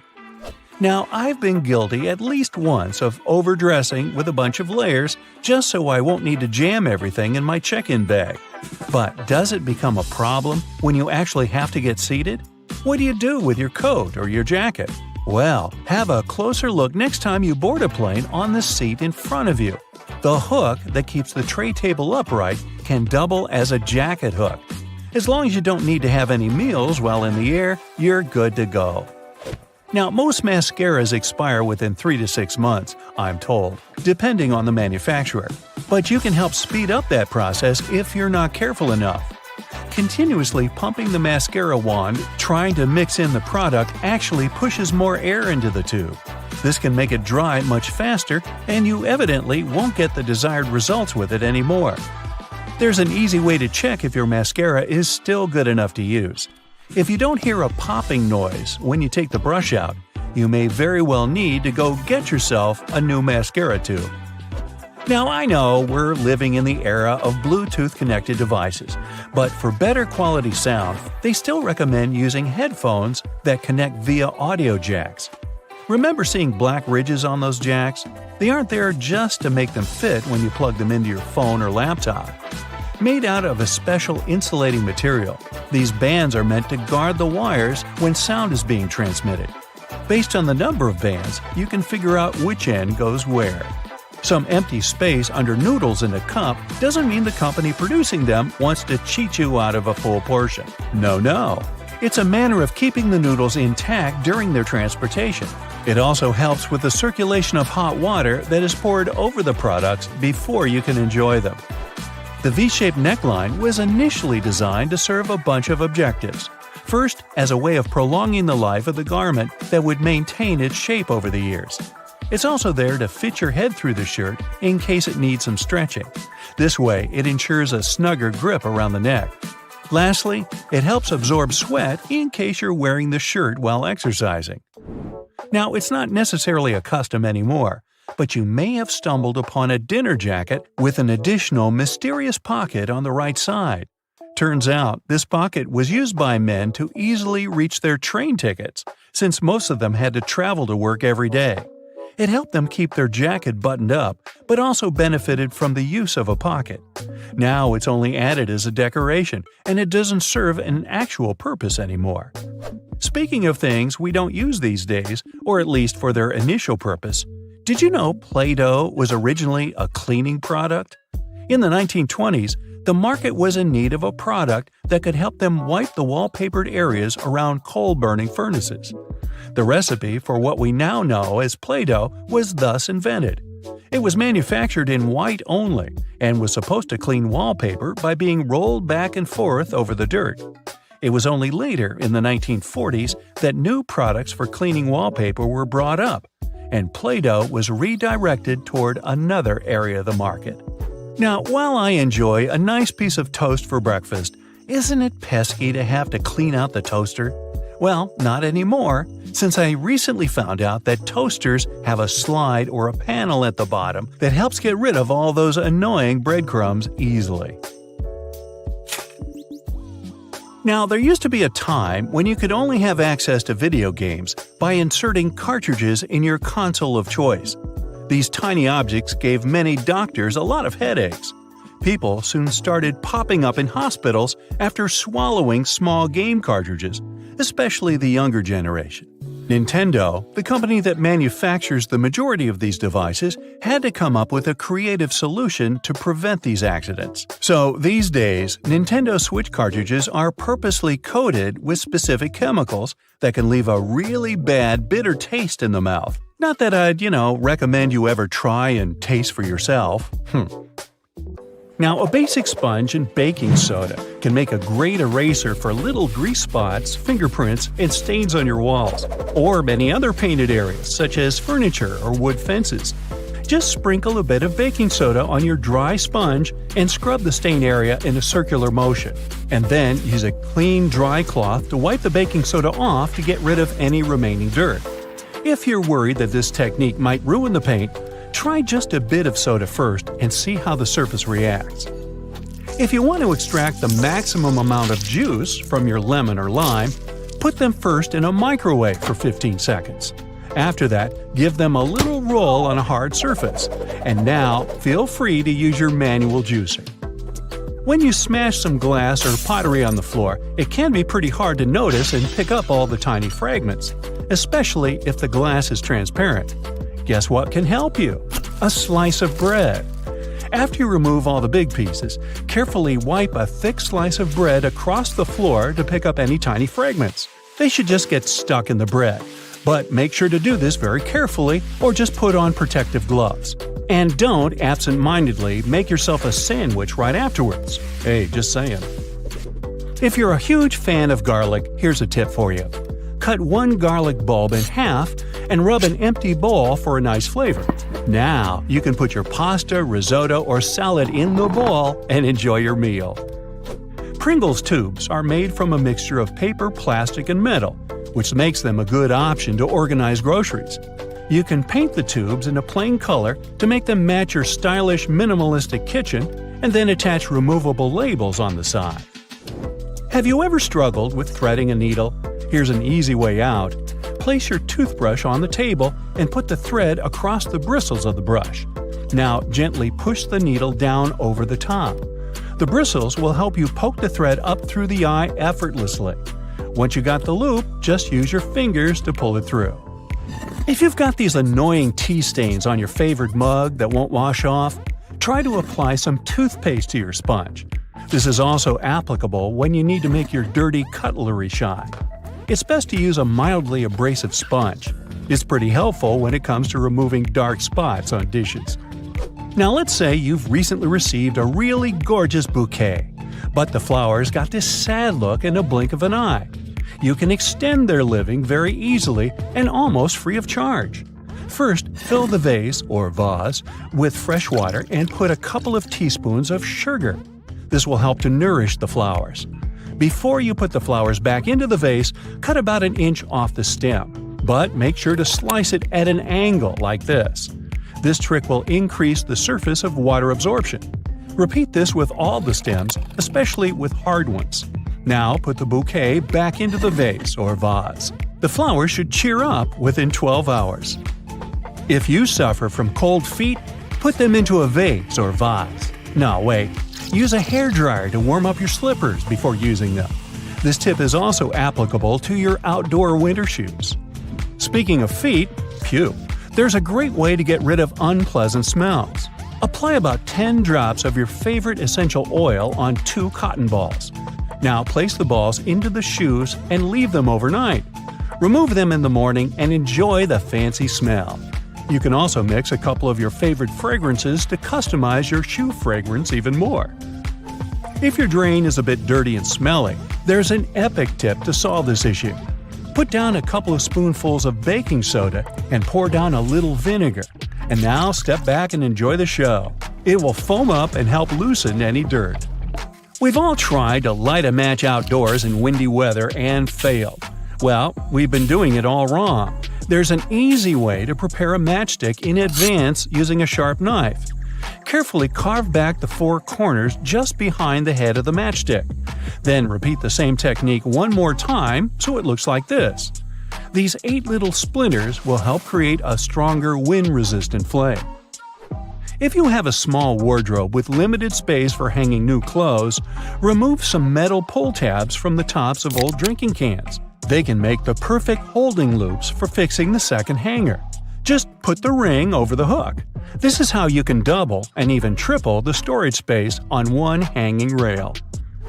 If you need to make an emergency candle, you can use one very common item from your fridge. Have you guessed what it is? Butter. Cut off a piece of chilled butter and place it on a heat-proof dish. Poke a hole straight down through the center using a toothpick or a wooden stick. Now we need a wick. You can use a common cotton string or twine. Cut the corresponding length and poke it through the hole so it goes all the way to the bottom of your candle. Gently coat the end of the wick with butter and light up your brand new DIY candle. Use hair straightening tongs to smooth out those annoying creases on your tie. Or let's say you're working in a shop and you have to deal with fluffy piles of cash. The tongs will help you iron your money to put them in smaller stacks, which then fit neatly into your backpack. Hey, let's not go there. Wow, this zipper is tough. Why can't it slide smoothly like all other zippers? But don't rush to throw away your coat. Grab a bar of soap and gently rub it up and down against the zipper. Repeat it on both sides. Can you feel the difference? Cut one leg off your old tights and put 2 long cardboard tubes inside it. Go ahead and thread it under your internal door with 1 tube on each side. This will protect you from any draft because the tights will seal up any gap under the floor. You can also use this trick when you need to make a full blackout in the room. Just make sure to use thick black tights.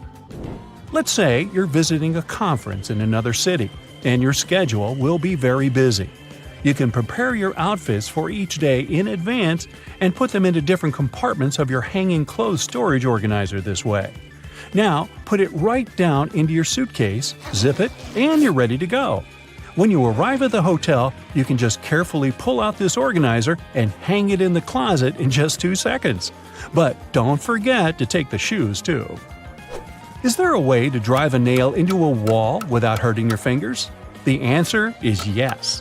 Grab your comb and push the nail in between the prongs. This way you'll keep your fleshy fingers far away and safe. And once you've got it started, you can easily slide out the comb and finish driving the nail. If you need an emergency metal scrubby sponge to wash your pot or pan, use a piece of tin foil. Crumple it up into a ball, apply a little bit of dish soap, and your brand new sponge is ready. Now start scrubbing and get ready to be amazed. It works really well, huh? By the way, the tin foil doesn't have to be new. You can recycle the piece you've already used for cooking. And the final tip is for perfectionists. If your shower head has a hard water buildup, the water won't come out straight. To fix this, fill a plastic bag with plain white vinegar. Then put the shower head inside the bag, attach it with a band, and leave it overnight. In the morning, you can give your shower head a little scrub with an old toothbrush or clothes brush.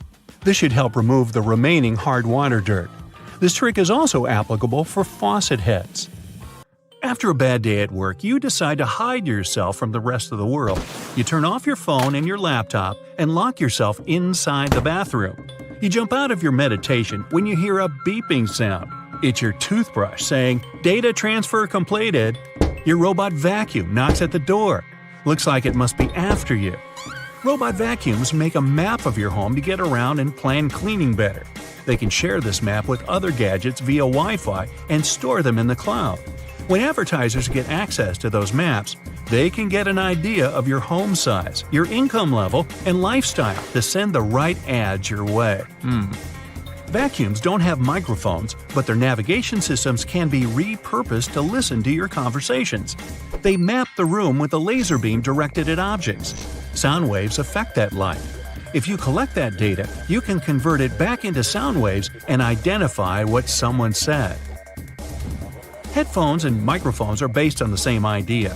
Headphones turn electrical signals into sound, and microphones turn sound into electrical signals. If you plug your headphones into the microphone jack, they'll work as a microphone. Bad guys learn to do it remotely without your consent. There's malware that retasks your computer output channel into input channel. It can record sounds from across the room even when the headphones are in their jack and the microphone is turned off and disconnected from the computer. Then it compresses the audio and sends it over the internet. There are computer mice that look like regular ones but have microphones and a built-in SIM card in them. The mics are so powerful they can even record whisper and broadcast that audio in real time. To activate it, you have to call the SIM card number and it goes on silently. To deactivate it, you can send an SMS to the same number. Some employers confirmed eavesdropping on their staff using that technology. A smart toothbrush remembers every move you made with it and shares it with you when you're done brushing. It also connects to your iPhone or Android using an app and sends data on your brushing habits to your dentist. They can watch over your brushing process and give you tips on how to take better care of your teeth.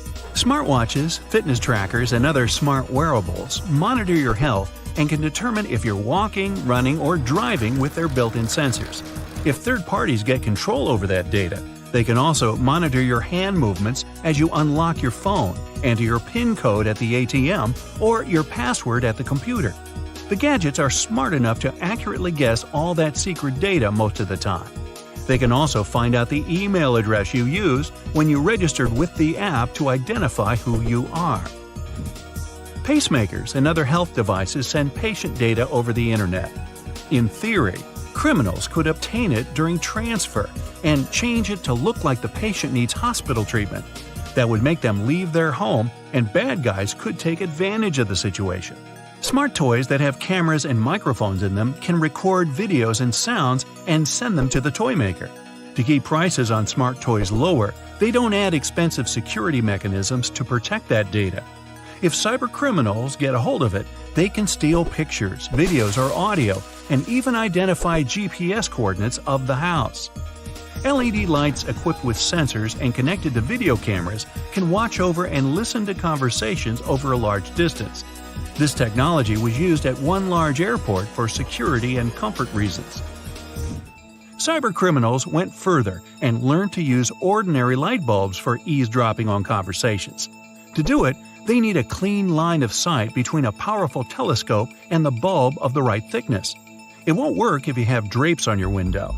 When you're talking or listening to music, there are changes in air pressure on the surface of the bulb and it's shaking a bit. A special converter can turn data on the sounds from electrical to digital. Internet-connected thermostats can be operated remotely, and that made them desirable for cybercriminals. They once got access to millions of debit and credit cards data through a large retailer's heating and cooling system. Other bad guys found a way to remotely lock smart thermostats' controls and demanded ransom to unlock them. Smart fridges can tell you when it's time to buy milk as they track your food preferences and have great connectivity. Smart dishwashers, coffee machines, washers, and dryers are also collecting and transmitting your data, even at moments you don't think they're doing it. Criminals can make use of that data to find out a lot about your schedule and guess when you aren't at home. Your voice assistant makes your life easier, but it must listen to you 24/7 to make that possible. They never record anything you say before you activate them with your voice. Everything that follows is stored in the cloud and can be of use for different companies. They can learn what music you like to listen to, what news stories interest you the most, and where you make your reservations. Some companies hire human reviewers to listen to commands to see if voice recognition works well and improve its accuracy. Xbox admitted they also hired people to listen to users' audio to improve voice command features. The problem is that it made some recordings by mistake and strangers were listening to personal chats. Home security cameras can take videos, pictures, and audio recording and upload them to the cloud without you even knowing. Manufacturers say it's done to improve object recognition. You can get access to that camera footage remotely using an app. There are programs that can guess a CCTV password and forward the video stream to a third-party computer. They can also get control over the camera and disable any signs of monitoring, like red light, so it seems inactive. Almost every car has an event data recorder that tracks information on its location, average speed, road condition, and even your preferred route. Your computer on wheels constantly streams that data to its manufacturer. They use it to try to prevent accidents and make other improvements. It's not clear who owns all that car-related information, so in theory, it could end up at a third party. Smart TVs run an operating system just like computers and also have a file system, cameras for video face recognition, and a microphone. They are always connected to the internet, and if cyber criminals get access to a TV, that can change certain settings and record audio even when the TV is off. They could also watch you through the camera and use the smart gadget to move to other devices on the same network, like your laptop. Well, I'm totally creeped out, so what can we do about it? You can disable automatic content recognition to stop your TV from giving you viewing recommendations and limit voice activation function for a safer experience. You'll find that option in General or Advanced settings under Viewing Information or Viewing Data. You can also disconnect it from the cloud altogether. Always change default passwords and usernames on new devices to secure your network. Make up a new password for every gadget every now and then. You can also split your modem and use one Wi-Fi signal for laptops, iPads, and the like, and the other for security cameras. Don't forget to turn off the Wi-Fi router when you leave the house to minimize the risk of a digital intrusion. Whenever possible, enable two-step authentication that demands physical access to the device to log in. Always install software updates as soon as the gadget manufacturer offers you to do it. Updates have patches for detected vulnerability issues. Cover your laptop camera with a dark-colored tape when you aren't using it. Delete your conversations with the voice assistant. You can do it at the manufacturer's website or app. Another option is to activate the Delete by Voice function in Settings. Then you'll be able to tell the assistant to delete what you just said or your last conversations. You can also mute the device when you aren't using it and choose not to send data to manufacturer to help them improve services. If you have a thermostat that connects to your voice assistant, tap the microphone icon on its screen and set voice control to off. You won't be able to activate it remotely, and it won't be able to listen to wake words and send your audio anywhere. Okay, have a nice day. Hey buddy, looks like you had some fun in the great outdoors. As adorable as those paw prints look, your mama still needs to clean them. Spreading soda over the carpet and then vacuuming it works like magic for such cases. Artistic people can be messy sometimes. No judgment here, I know it's all part of the creative process. But this hack will actually help save time from cleaning only to paint more. I think that's more than enough laundry detergent. Yep, she agrees with me. There's a way to make sure he uses the right amount next time. Just put the ice tray in the freezer and you'll have yourself jelly detergent cubes. Hey, this'll save you money too, you know. Cleaning your brushes is such a bore. It's definitely something that tests one's patience. This shaving foam hack will save you a lot of time. I feel like that amount of hair will clog the sink though. Remember what parents always say, wash your hands before eating something. But looks like that's not an easy task with those melted soap bars. A couple of rubber bands will help you save your soap. It won't be touching water all the time, and therefore, it'll last longer. Oh man, I hate it when bottles get all dirty inside. If you're not Mr. Fantastic with the ability to stretch your body into any shape, then this looks like an impossible task. Hey, wait, maybe I was looking at it the wrong way. Magneto's powers will work perfectly fine here. I feel like you'll need a stronger magnet, however. Wow, this bottle looks brand new now! Don't you just hate that cooking and cleaning takes forever, but eating the dish you made takes like 15 minutes? Guess that guy leaves all the hard work to the lady. Don't worry, miss, there's a way you can avoid this disaster. Just cover the surfaces with stretch film, and that's it! Now you don't need to get anxious about all the cleaning you'll have to do later. Hope this won't cause you to be late for your work. Because how are you going to explain this to your boss? You can't just say, I had to wait for the stinky odor to go away. It's always a real struggle to get the corners, am I right? But it's nothing a couple of straws can't fix. No dust left behind is the motto. You can firmly clean all the nooks and crannies that the regular vacuum head can't get to. If you're a jar collector like I am, then you already got everything you'll need for this hack. This is what being smart looks like, everyone. By the way, looks like you've been postponing doing the dishes for a while now, huh? Don't worry, no judgments. We've all been there.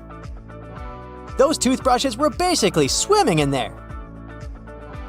But the glass filling up with water is inevitable, really. However, Orbeez balls can make the process a lot slower. Somebody needs to replace the paper towel. But don't head to the store just yet. I suggest you ditch paper towels altogether and go for this reusable option. You'll be saving a lot of bucks. Thank me later.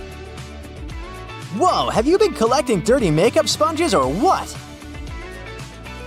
Don't use them until they're all clean, otherwise I'm pretty sure they'll give you pimples. Looks like this is gonna take a while. but the satisfaction you'll get once you see them all clean will be worth it. These kind of look like Easter eggs to me. By the way, do you really need that many sponges to do your makeup? It's all fun and games until someone spills all the glitter on the floor. Worry not, we got you. Hey, good to see you recycling. No, you don't need a bigger bin, trust me. All you need is to know this one hack. And let's get this one thing straight. I know this is science, but it sure feels like magic. Honey, I shrunk the trash. Look at the difference here. It's a relief to see you don't have a pile of dirty dishes like the lady before. But how are you going to explain that sink? Seems like you've been ignoring it for quite some time now. That's why you need something strong to scrub there. But I have a better solution, one that won't tire you. Just apply a coat of dish soap and soda mixture all around the sink and wait. I wouldn't believe how it works wonders if I didn't see it with my own eyes. You're gonna hurt your back and knees cleaning like this. You know, robot vacuum cleaners don't need coffee breaks, right?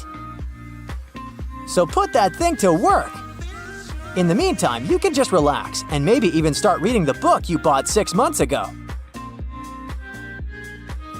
No matter how many times you clean the stove, it always gets dirty at the end of the day, right? Well, not anymore. Hey, I think I'm gonna give this a try using glitter glue. It'll help make things more fun. You should have bought a trash bin with a lid. To avoid the awful stench, you know? Although this hack won't make the trash smell good or anything, it will at least help keep your bin fresh and nice. I know this is not a food hacks video, but that doesn't stop me from wanting some snacks now. Even if you're too old to play with slimes, it might be a good idea to keep one at home for stuff like this.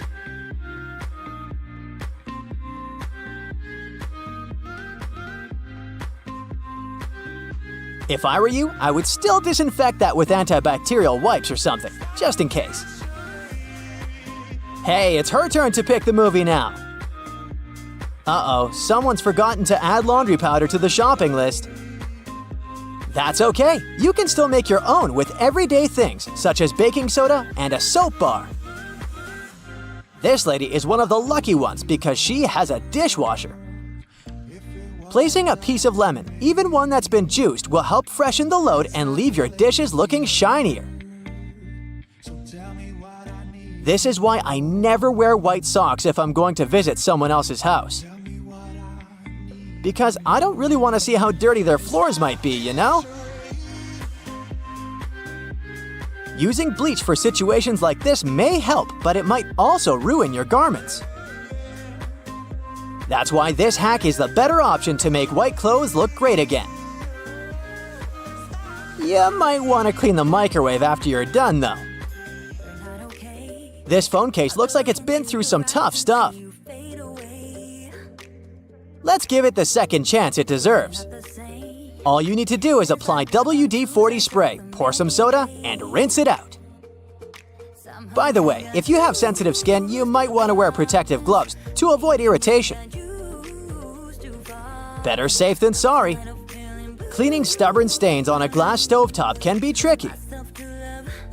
There's always the risk of causing scratches on the surface.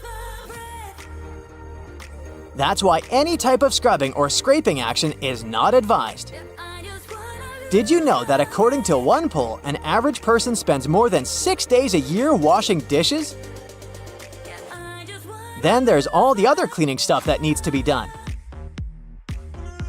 But knowing the right hacks will save you a lot of time and make your life so much easier. Wow, your shoes are definitely cleaner than this house. Who knew shoelaces would work like a charm when it comes to getting rid of all the dust and rust? Is it time to go to bed yet, or are you tired of all the work you've done around the house? I was being sarcastic. Your partner did all the work. So saving her toothbrush is the least you can do. There's nothing better than a nice piece of buttered toast for breakfast, if we're not counting hot fudge sundaes. But if you find it harder to spread out cold butter over your toast, here's an idea. Use a cheese grater. Figure out the amount you need and grate the product. The process will also soften the butter, making it easier to spread, and you won't have to melt a too large amount of it in the process. But still, that hot fudge. Dried pasta comes in all sorts of different shapes and sizes for a reason. That's because each type of pasta goes best with a particular sauce. Pasta shells, for example, are perfect with denser and chunkier sauces. Why? Because the sauce gets inside the shells, making it easier to serve and eat the dish. The ribbed outer surface also helps with covering the shells in the sauce. If you ever end up burning your cookies, you can save them with your trusty grater too. Just grate off the blackened parts after carefully taking the cookies from the baking tray. But be careful and wait until the cookies have cooled down. Also, if you ruin their shape a bit, you can always dip them in some melted chocolate. Ooh. After the chocolate cools down, you'll have perfectly shaped cookies. Although, after it gets past your lips and beyond, does the shape of the cookie actually matter? Just saying. If you like adding a lot of ingredients to your sandwiches, but don't really appreciate it when the bread gets soggy, there is a way to reduce the amount of moisture. Pick your sliced tomatoes or cucumbers and place them between 2 paper towels for up to 5 minutes. After that, you can use them. Also, make sure to spread butter, cheese, or sauces like mayo or ketchup onto the bread first. This will help you seal the bread and keep moisture at bay. Some people think that the little white string that you find near an egg yolk needs to be removed before you cook the egg. Well, I'm here to tell you that these strands are called chalaza, and you don't actually need to get rid of them. They help keep the yolk in place at the egg center. A chalaza is not going to mess up the consistency or the taste of your food, so removing it is completely up to you. Ever notice that most juice boxes come with 2 flaps, one on each side? Those are actually handles. Manufacturers design the boxes this way to make it easier for us to hold them. This way, we don't end up squeezing the box, making the juice spill out. Now, you don't need to be a baking pro to know that you can use both white and brown sugar in your recipes. But have you ever wondered what the difference between these two is? It turns out that the only thing that sets them apart is that, during production, a small amount of molasses is added to the brown sugar. Molasses is basically a sort of syrup you get when processing sugarcane. It's usually removed during the refining process. That's how white sugar is produced. But if some amount of molasses remains in the final product, we end up with brown sugar, with its specific taste and darker hue. It's a good thing. There are a lot of things you can put in your dishwasher apart from your dishes. For example, you can clean such things as your silicone oven mitts or the knobs of some kitchen appliances, like your oven or stove. Some kitchen sponges and reusable towels may be safe to clean in the dishwasher as well. Speaking of kitchen cleaning products, there are a lot of things you can do with dish soap, like degriming your patio furniture. Just add a bit of dish detergent to some warm water and use the solution to wipe down your outdoor furniture with a piece of cloth. Finally, rinse it clean using your garden hose. You can also use dish soap to get rid of greasy stains on your clothes, be it pasta sauce or salad dressings. Hey, sometimes we miss our mouths. So, just apply a little dish detergent to the stain and then rinse with water. Use non-colored soap for lighter clothes. For more difficult stains, let the dish soap sink in for a bit, then throw the piece of clothing in the washer as usual. And think about maybe getting a bib. If none of the methods have helped you organize your closet, and you're still overwhelmed with large piles of clothes, there's a simple way that might be effective. It's called the one-in, one-out rule. That means for every new piece of clothing you buy, you need to get rid of one you already have. That means you'll always be decluttering your space. To make it easier to find something in your closet, good luck. Keep your most used items at eye level. This way they'll be easier to find and pull out when you're in a hurry. Those items that you tend to use less often, like your evening clothes for example, can stay on the shelves above or below your eye level. You can make good use of old spice tins. If you glue some powerful magnets to the inside of the tins, they can double as magnetic shelves. You can use them for all sorts of everyday items, like kitchen pliers, ice cream scoops, or even cutlery. You can also place them on any metallic surface, like your refrigerator door. They'll blend in nicely with your kitchen magnets. Hidden in your laundry room, there's a great tool for picking up pet hair. It sometimes works better than lint rollers. Take a dryer sheet and, using some elbow grease, you'll get rid of that dog or cat hair in no time. It works on all sorts of surfaces, but it's especially effective for upholstered furniture. Now, if you don't like it when a door starts squeaking whenever you enter a room, get a bar of soap and rub it straight on the hinges. This will only help for a while though, but it'll do the trick until you manage to get to a hardware store and, buy some oil. Have you ever noticed that in some elevators, there's a star next to the number of a specific floor? No, it's not to indicate where my office is. It's there to point out where the nearest exit is. And it's not always on the first floor. It's most likely located on the floor closest to the street. Have you ever wondered why stop signs are red? Well, back in the day, they didn't actually have any particular color at all. Before the 1920s, they didn't even have a standardized shade. In 1922, though, someone came up with the octagon, but initially it was painted yellow, all because the red coloring tended to fade out too quickly because of sun exposure. So yellow turned out to be the best option. It took another 30 years for fade-resistant enamel paint to be invented. We ended up changing the color of the stop sign back to red.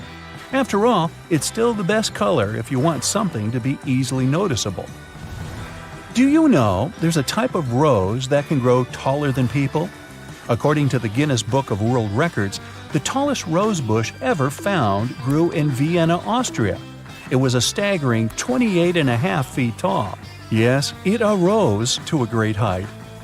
In the same way we all have unique patterns on our fingerprints, no two tigers have the same set of stripes. It makes it easier for people working with this feline species to distinguish one tiger from another. I'll bet you didn't know the White House has its own flower shop hidden in the basement of the building.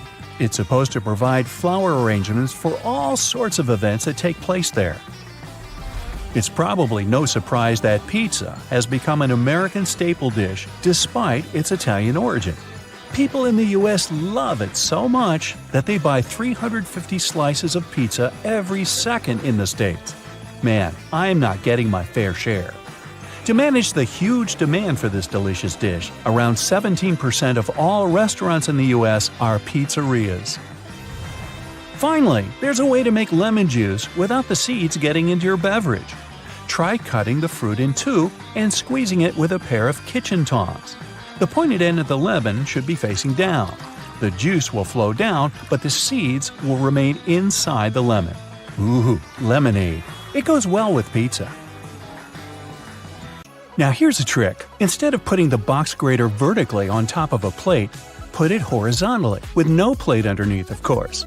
This way you won't risk scraping your knuckles because only your fingertips will eventually touch the grater when you reach the end of the process.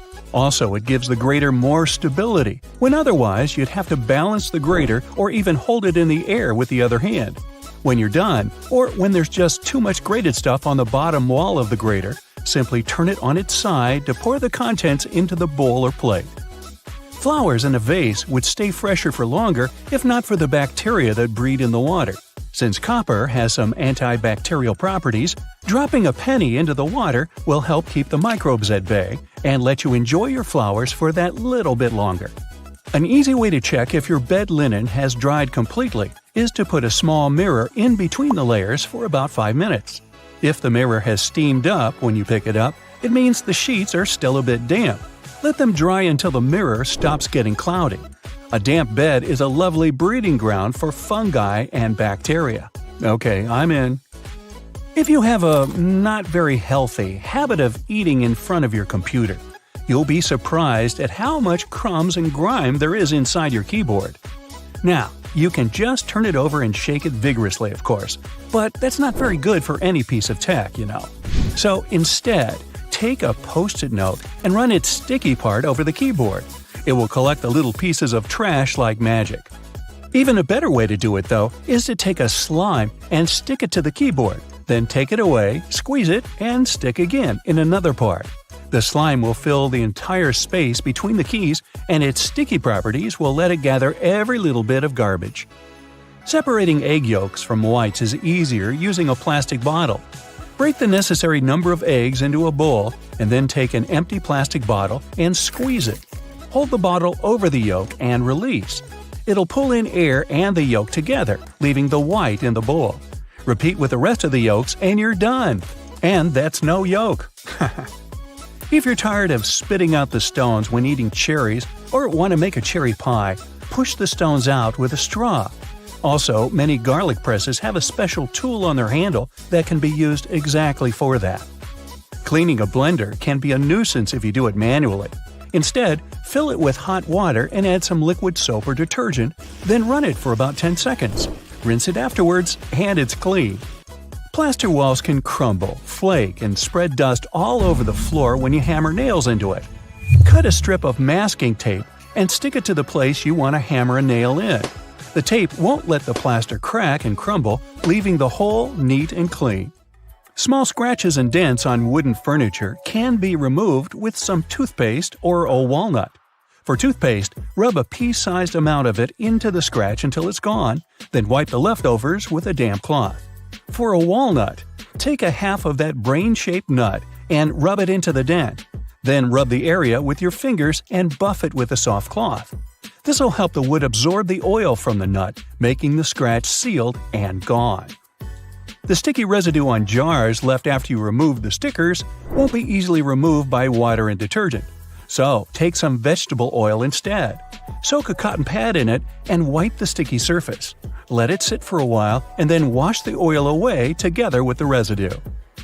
If you can't comfortably reach the wick of a candle with a lighter, take a stick of spaghetti.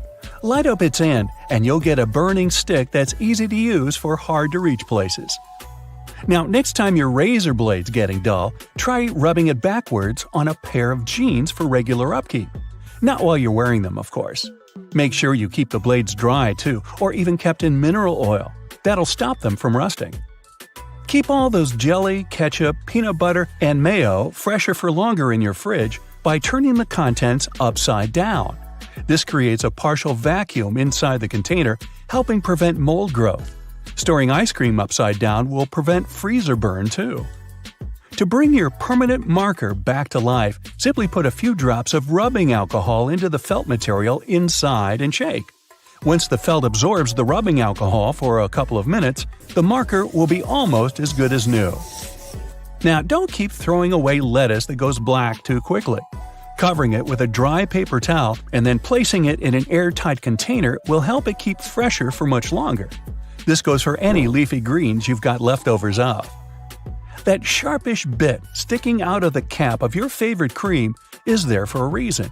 These tubes are usually sealed with foil, so unless you love breaking your nails trying to open them, just flip the cap over and push. Your bobby pins might not stay in place if the grooves aren't facing the right way. They should always be on the bottom, close to your head. Still coming loose? Well, put a squeeze of hairspray right onto the bobby pin before you put it in your hair. Now, your Cotton Rounds pack has those strings on it, so you can hang it on a handy hook in the bathroom. But there's no need to loosen and tighten it back up every time. Check out the bottom of the pack. It has a perforated line. Tear it open carefully, and you're good to go. 2 zips too much? Maybe, but they come in handy as a clever anti-theft device. Just lock them together. Now, no one can open your backpack. Don't have a lock on you? You can also tie them together with some string, or even just a paper clip. Anything to slow those pickpockets down. That tiny little button on the back of a shirt collar is used to hold your tie in place. Hey, you don't want your tie trying to escape back there. Shoe manufacturers care about their customers, so most running shoes now have a special anti-blister system pre-installed. Sounds intense, but it's basically just that extra hole on top of your sneakers. Make a loop with the extra hole, inserting the lace backward. Cross your laces and put them through the loops. Now pull the laces down to lock your foot in place. Now run. Yeah, go ahead.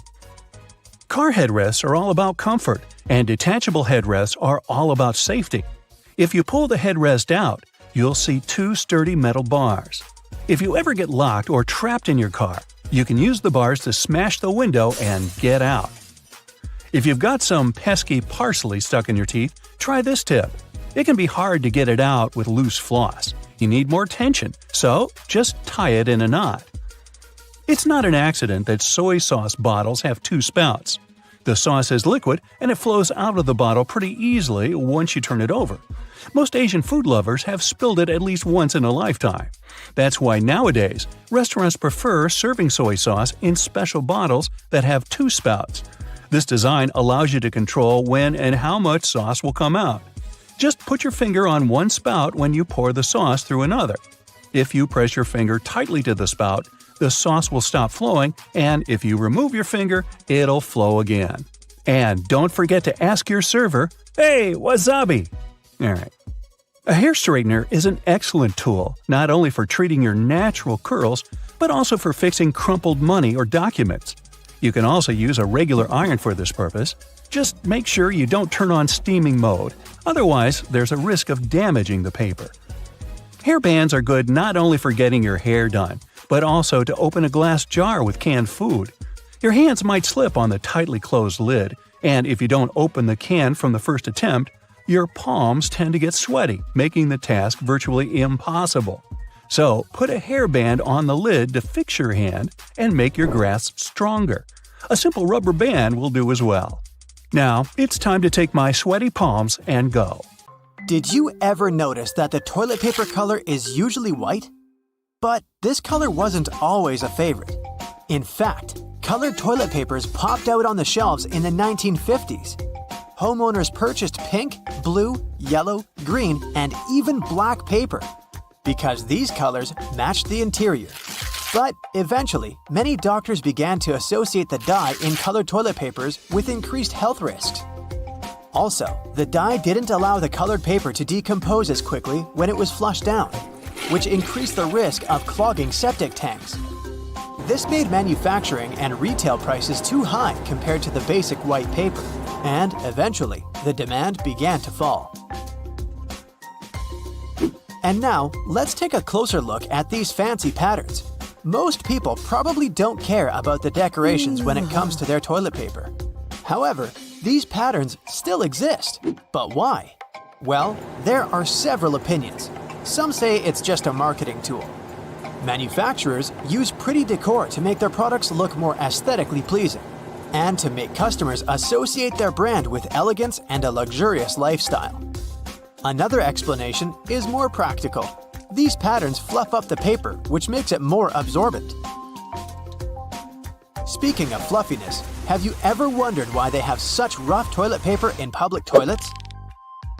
The most obvious answer is that high-quality toilet paper is more expensive. Also, companies prefer purchasing giant rolls of low-quality paper because they can change them less frequently. This decision also helps prevent stealing. Yes, people actually steal paper from public toilets. Have you ever noticed that light switches in public toilets are usually placed outside? Well, it's not a coincidence. Construction companies do it for safety reasons because, as we all know, electricity plus water is a dangerous combination. And light switches are connected to power. Therefore, electricity literally flows through them. Of course, professionally installed switches will have a bunch of additional safety precautions. But most builders prefer not to take risks. The UK has far stricter rules for light switch safety compared to the US. That's why if you live in London, you'll probably find light switches outside the bathroom more commonly. But don't worry, most bathrooms in the US feature independent electrical circuits. This provides additional safety in case of accidental electric shock. When any change in the electrical current happens, they should shut off automatically. There are so many awesome lighting opportunities in this world. But why are the traffic lights red, green, and yellow? Turns out there's a reasonable explanation for it. Before traffic lights for cars, there were traffic signals for trains. At first, railroad operators used white color to mean go, red to mean stop, and green to mean caution. But later, they realized that white wasn't such a good idea, because bright white light could easily be mistaken for stars during the nighttime. So railway companies changed the white color for green to mean go and yellow to mean caution, because these colors are easily distinguishable from the others. And eventually, this tradition spread to traffic lights for cars and became a standard.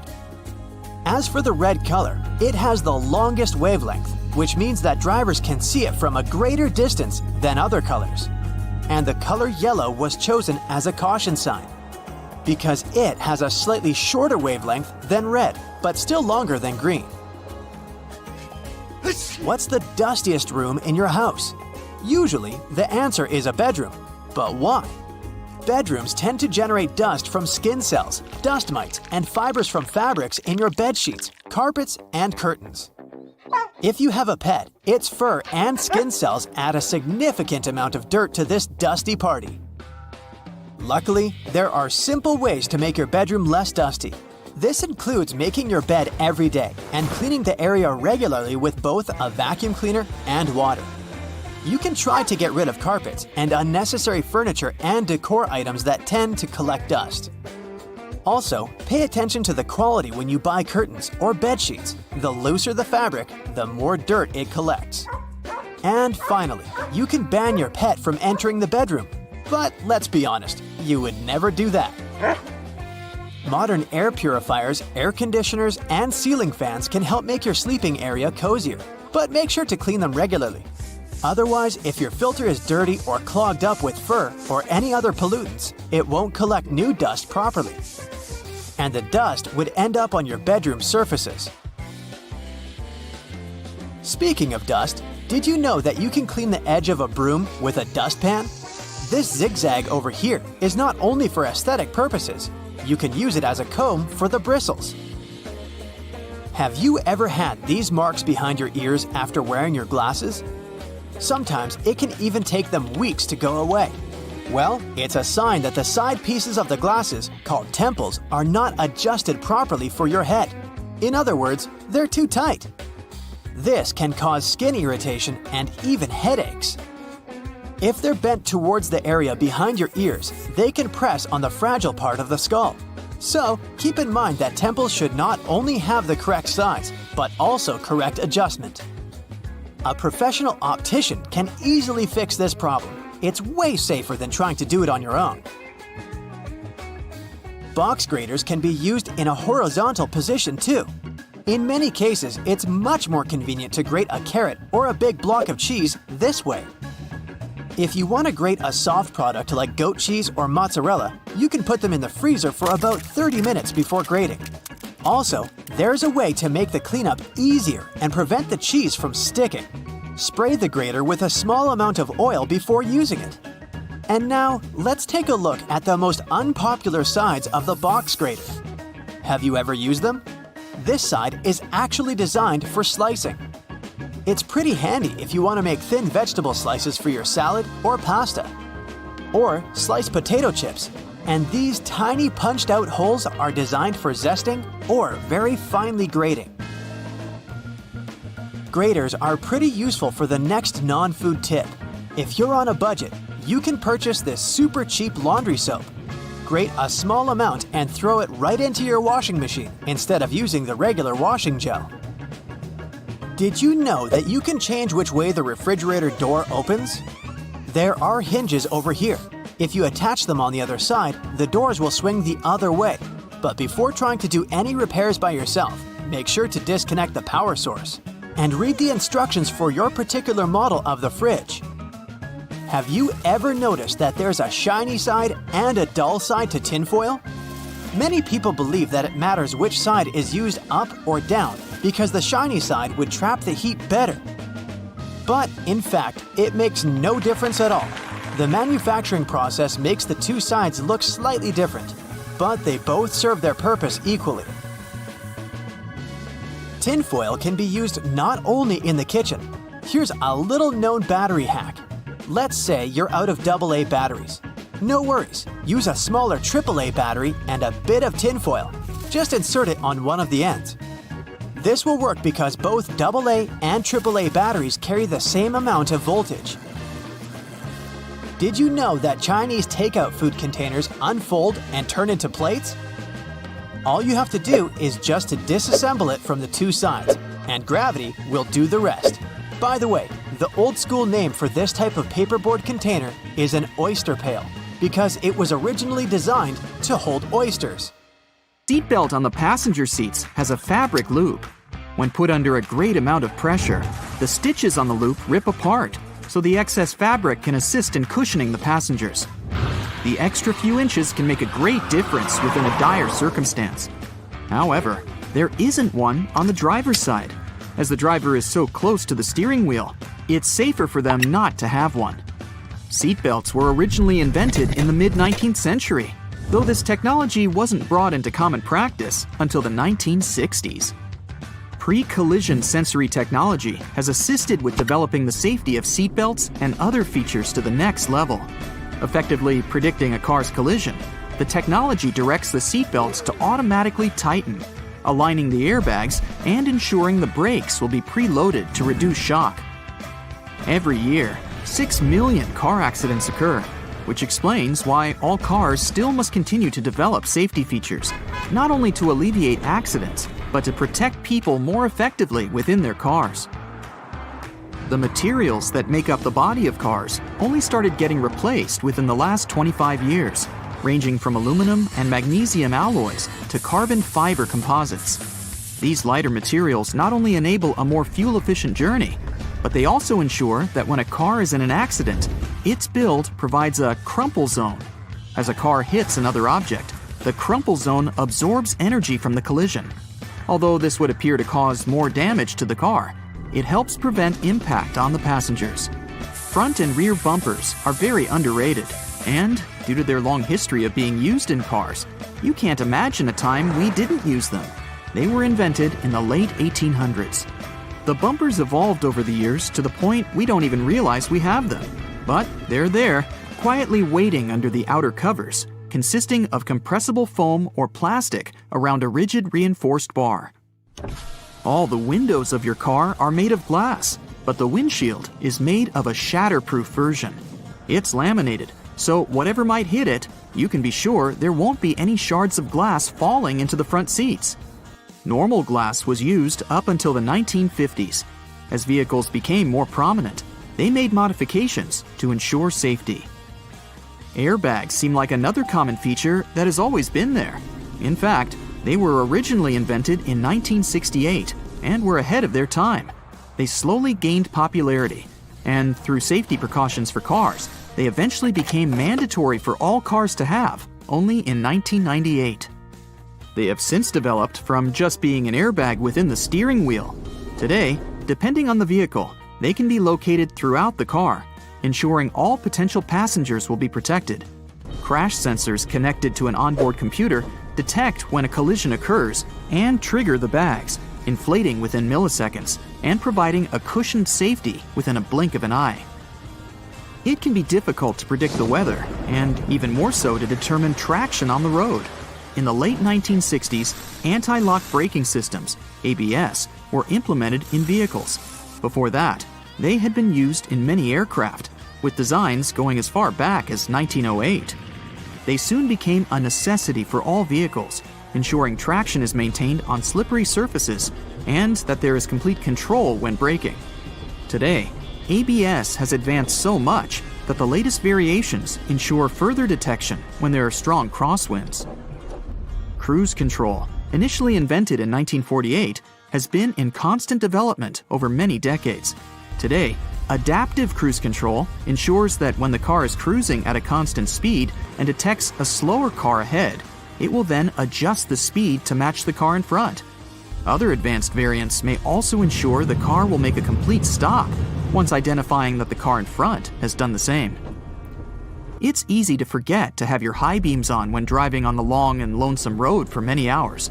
Automatic high beams are quickly becoming more common. High-tech camera modules can easily determine what type of light is passing through and help ensure when the high beam will be necessary. Although versions of automatic high beams have been around since the 1950s, they counted on light-sensitive sensors and were very unreliable. The new varieties can identify the sources of light, whether it's from the sun, directly from a car's light, or even from the reflection on a sign, ensuring you won't cause issues with other drivers. It's a pain in the neck to have to ensure there isn't anyone creeping into that semi-visible corner, the blind spot, which causes around 400,000 accidents per year. Solar sensors within rear bumpers of vehicles and blind spot monitoring systems watch and identify adjacent lanes. They alert the driver that a vehicle may be in the lane beside them, whether by flashing lights on the dash or from beeping sounds. This way, they help to alleviate the many concerns the blind spot causes. 1.6 million road accidents are caused by texting and driving, and fatigue normally causes up to 10% of all car accidents per year. The Driver Attention Monitor helps to alleviate both statistics. It works through sensors that monitor the car's movements and the amount of steering corrections to ensure the driver is paying attention to the road. When the system identifies that the driver isn't completely awake or is slightly distracted with their phone, it will prompt signals to suggest it's time for a break. Tires are among the most critical components for your car, with a close relationship with whatever path you take. Many safety features rely on the tires themselves for their own independent purposes. That's why it's super important to ensure the tires are always in top condition. Tire pressure monitoring systems check the air pressure of all 4 tires, ensuring you're aware when they need their pressure increased to avoid the risk of a blowout. The constant evolution in technologies continues to ensure you stay safe on longer stretches of the road. Lane departure warnings focus on the lines on the road, ensuring the car stays within. Whenever a car starts drifting over a line in the road without signaling to do so, the camera-based feature identifies and signals to the driver. The Lane Keeping Assist feature follows the same method of identifying when the car is intruding the bordering lane. When it gets too close, it will readjust the steering and center the car within its appropriate lane. Other features in more advanced cars have autonomous driving capabilities. The autopilot systems have taken cruise control to the next level. Not only does it allow the vehicle to steer itself in the intended lane while maintaining a set speed, but it also changes lanes when required, making the ride more and more efficient. Some safety features are only just making a trend in car models worldwide. For example, night vision using thermographic cameras to look out for pedestrians and animals nearby. It goes within the infotainment screen, facing frontwards and identifying objects from their heat signatures. It's estimated that there are over 1.4 billion cars in use worldwide, and as the world's population increases, it's expected that the number of cars will follow suit. Safety features will continue to adapt further beyond what we know of today. Infrared headlights will be further adapted to be used in conditions with poor visibility, like storms, snow, and fog. They'll be capable of enhancing the visibility of the driver in all conditions without affecting the sight of passing drivers. Driver override systems will soon be able to monitor and identify human behavior. Whether due to reckless conduct on the road or for other safety precautions, cars will soon have the functionality to take complete control of themselves, ensuring both the passengers and the driver's safety. Augmented reality windshields are in early development already, providing some indicator reflections from the dash onto the windshield. So it's quite possible that soon all necessary directions from maps and alerts will appear right in front of the driver to ensure they never take their eyes off the road. Airbags will soon not only just be used within a car to ensure the passenger's safety, they will also activate from the outside of the car once they identify a definitive collision. The airbags will inflate outwards, covering the entire outside of the car and drastically reducing its impact. It may be so advanced that the bodywork of the car won't even need to be buffed out. The future technology of cars is expected to be so progressive that the cars themselves will have their own form of communication, not with human drivers, but with other cars. Just imagine cars communicating and sharing information as they identify roadblocks, issues on the road, or disruptive weather patterns. It will all ensure the most efficient and safest route possible.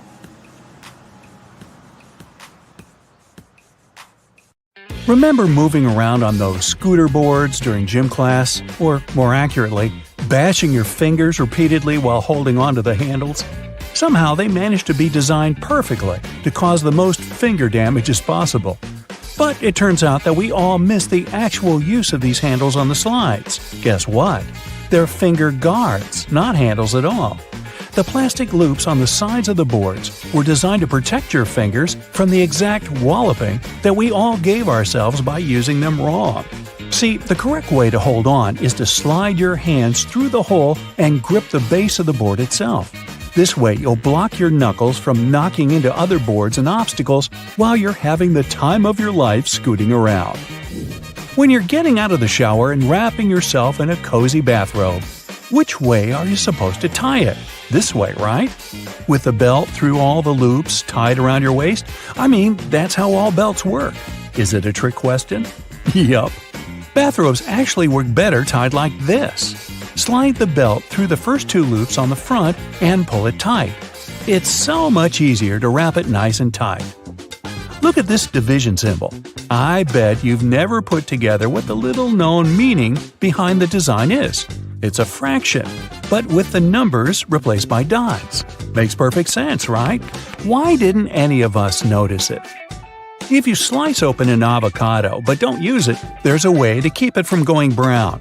Store it in a glass of water in the fridge. It'll last 2 to 3 days longer. When you're microwaving some popcorn for movie night and are about to pour it from the bag into a bowl, stop. There's actually a useful feature built into the microwavable bags that barely anyone uses. Once it's all popped, the end of the bag will have a slight opening. Before you tear it open wider, tip the bag upside down and shake it. It's designed to let the pesky unpopped kernels fall out. Shake them all out, and you'll have a perfect bowl of popcorn every time. Sunblock has an unknown use that could come in handy if you ever have a permanent marker on your skin and a can of sunblock spray handy. Just spray it on the marker and wipe off. There you go. It also works on hard surfaces like your kitchen tiles. So the next time you unleash your artistic talent with a Sharpie somewhere you shouldn't, you're covered. If the batteries in your remote run out of juice, there's a hidden feature to give them a bit more life. Take them out and rub the ends together on both sides. This cleans off the connectivity points and gives the chemicals inside time to redistribute. This means you've got more time to run to the store to buy more batteries. Look up. See your ceiling fan? Okay, if you don't have a ceiling fan, just go with it and imagine you do. Well, it has a hidden feature that you probably don't know. It might be a switch on the fan itself or a button on the remote, but most fans have the ability to change directions. And there's a reason you really want it to. In winter, you want it to spin clockwise, which pushes all the hot air from the ceiling down. In the summer, you want to spin it counterclockwise to pull the cool air that pulls around the floor up to circulate around the room. This next one's a huge deal. Your microwave probably has a silent mode. Yeah, that's right. All your 3 a.m. burritos that you heated up with your finger hovering over the stop button to hit it 1 second before the timer went off could have actually been a lot less stressful. It depends on the mode, but by either pressing or holding the 0 or 1 button, you should be able to activate the silent mode. Now you can microwave to your heart's content anytime. Those springy door stops at your baseboards that make the boing sound aren't just door stops. They're also door holders. By holding them down and opening the door over them, the spring latches onto the bottom of the door and locks it open. Yeah, we all missed that one. Did you know you've probably been putting on your running shoes wrong? See, there's a small hole at the top where the laces end that's called a heel lock. Can you guess what it does? Yeah, it locks your heels. That way, they don't slip around and give you a blister or slide your sock down, which is just the worst feeling, isn't it? So what you're supposed to do is loop each lace into its heel lock hole, which creates a small loop. The opposite lace then goes through that loop. Tie your laces tight just like you normally would, and whoa, your heels are secure. Speaking of shoelaces, if you accidentally knot them so well that even you, with your incredible muscles, can't undo them, there's a common baking ingredient that has a hidden feature that can help. Yep, you heard me right, a baking ingredient. Cornstarch can make your gravy thicker, or it can untie stuck knots. It's so talented!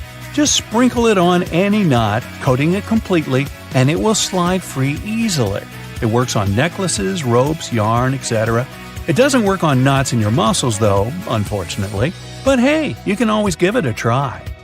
Uh-oh, did you put on your friend's ring without thinking how much smaller their hands are than yours? And now it's stuck. Just grab a bottle of Windex, my friend. Yup, Windex cleans your windows, of course, but it also has a neat little secret talent at removing stuck rings. A little spritz, and that bling will slide right off. Cool, huh? Why has no one ever taught us that? Let's say you're writing something in pencil, like an exam, but whoops, you forgot your eraser. Strangely, you didn't forget to bring your bread to the test. So you've got that, which is all you need to clear up that mistaken answer you just wrote down. Roll the bread up tightly until it has a texture best described as, well, eraser-like. Then go at it, erasing like you normally would. Why have the bread makers been hiding this from us? This could have been useful in so many situations when I brought bread to my school exams. If you wear leather jackets, first off, you're cool. Second off, you're probably missing out on a hidden feature that's not so hidden and is actually in plain sight. The straps on the top of the shoulders of your jacket aren't just for decoration. If you unbutton them while you slide on the straps of your bag, you can clip them shut again over your bag straps, locking them in place. No matter how many jumping jacks or cartwheels or breakdancing head spins you do, your bag is not going anywhere. When you need to wrap up some leftovers, tin foil is your friend. But it also has a place in the laundry room because of this secret use. Imagine you run out of dryer sheets. Your clothes come out of the dryer full of so much static that they make your hair stand up straight like a cartoon evil scientist's. Here's what you need to do. Crush up 2 sheets of tin foil into tight balls. Throw those clothes back in the dryer with the balls and give them another round. They'll come out static-free. After you make hard-boiled eggs, they're in hot water. Some would say boiling hot. So how do you get them out easily without reaching in? A whisk. Push it over the egg and it will pop into the wire cradle. Now you can pull it right out with ease and comfort. The colors of the clips on bread bags actually convey a secret meaning. They're showing you the day of the week that the loaf was packaged. Blue means Monday, brown means Tuesday, and white means Friday. Yeah, it's not just random colors. And most bread brands follow the same system because there's one company that supplies a lot of these clips. So when picking out the perfect loaf, you can gauge the freshness by the color. For all those days when you barely have time for breakfast, there's an easy way to enjoy a nice and fast meal. And it will also save you the hassle of doing the dishes afterwards. I'm talking about instant oatmeal packets. Some manufacturers have added this neat design to the oatmeal. The packet is lined with plastic, so you can directly pour water or milk straight into it. This way, you won't have to use a bowl anymore. You place the liquid in and shake. Some packaging also has a demarcation line to show how much liquid should go inside the pack for that quantity. Next time you have to switch apartments, you won't have to worry about carrying that heavy box of books. These days, most moving boxes are specially designed for easy transportation with built-in handles. Well, they're not actually handled, I'll admit. They're basically just holes inside the cardboard box, on the sides. But if you slip your hands in, you'll surely notice the boxes become way easier to carry than picking them up altogether. With the onset of so many online reading options like ebooks or even apps on your phone that allow you to download novels, you've most likely forgotten about your local library. And hey, I'm not blaming you. But libraries these days offer a lot more services than you're used to, apart from free books and audiobook rental. Some of them have a variety of evening classes or can provide access to online courses. You may even be able to join a book club, which is a great way to meet new people, and you're guaranteed to get out of that reading slump you've been stuck in. I enjoy picking up dinner on my way home from my favorite takeout place, just as you do. But if the food containers are not completely sealed shut, the ride back can prove itself quite the culinary experience, if you know what I mean. Especially for the carpets in your car. Some cars have a curry hook near the center console, next to the driver's seat. It has been popular for 20 years and started as a handbag holder or a hook for a small shopping bag. But it quickly became the perfect way to store takeaway food and avoid spilling. I'm almost sure there's an umbrella somewhere in your car, but if I were to ask you where you're storing it, you'd most likely say the trunk, of course. But is that really the best place to keep it? Wouldn't you want to have an umbrella at hand, right when you get out of the car? Some car companies have thought about that, and don't worry, they don't come with a built-in butler to help you get out of the car all dry. Some specific models have a designated place in the driver's door panel that perfectly fits an umbrella. You have to admit, it's an important thing to consider when researching your next car, more so if you live in a rainy location. Whenever I plan to travel to a new location, I like to have access to the local maps on my phone at any given time. Since you can't always foresee the quality or price of the internet in foreign countries, be sure to download the maps on your phone when connected to Wi-Fi. This way, you'll have easy access to all the must-see locations on your next city break, even if you run out of mobile data. The same goes for Google Translate. The mobile app comes with the option of downloading a language, so you'll be able to use it offline. Another nice tip if you're more of the traveler type. If you own an iPhone, text an airline code and flight number to yourself. You'll then notice it will show up with an underline. When clicking on it, you'll be able to pull up flight data, like the gate the flight leaves from, or if the flight is on schedule. Flashlights are those objects that we tend to reach out for in an emergency, like whenever there's a power break or when you need to take a quick trip in the attic for an old photo album or something. If you're ever in a sticky situation and the flashlight runs out of battery, have a look at its base under the battery spring. Some models come with a spare bulb hidden in there. If you're the type of person that likes to wake up early in the morning, but the rest of the people in your house enjoy sleeping in, there's a way you can still use your microwave to prepare breakfast without waking everyone up. It turns out, some of them come with a built-in mute function that gets rid of all the annoying rings and beeps. In the many times I've found myself driving on local roadways, I've noticed some apparently random blue reflectors here and there. Since I had no idea what they were, I did some research and found out they actually pinpoint the locations of fire hydrants. They're generally offset from the center line on either side, and the offset side tells if the hydrant is on the left or right side of the road to assist firefighters on their missions better. Next time you get out of the car and forget to close all the windows, you won't have to get back in there. Just try this. Hold the keys on the door of your car pressed, and it should lock all the doors and shut all the windows. The same goes with opening all the doors. Just double-click the button. Most car models should come with this added option, but most people just forget or have no idea that they can do that. Whenever you're in that awkward position of messing up a voicemail, do you know there's a way you can delete or re-record the message, saving you the unnecessary embarrassment? Stay online after recording the message and dial either pound, number sign, or star, asterisk, to access the voicemail menu. Further instructions should be provided so you can decide what to do with the recording. Bagels are becoming more and more famous these days on options for breakfast or snacks because they're so tasty and so versatile. The problem is, I only want my bagel toasted on one side. Thankfully, some toasters come with a bagel setting, which ensures the pastry is toasted on either one of the two sides. Ever wondered why manhole covers only come in that round shape? It turns out that this is the only shape that cannot fall through the hole altogether. Any other shape, especially shapes with corners, could be rotated so that the lid could fall through. Here's a neat one if you enjoy a little massage whenever you're taking a shower.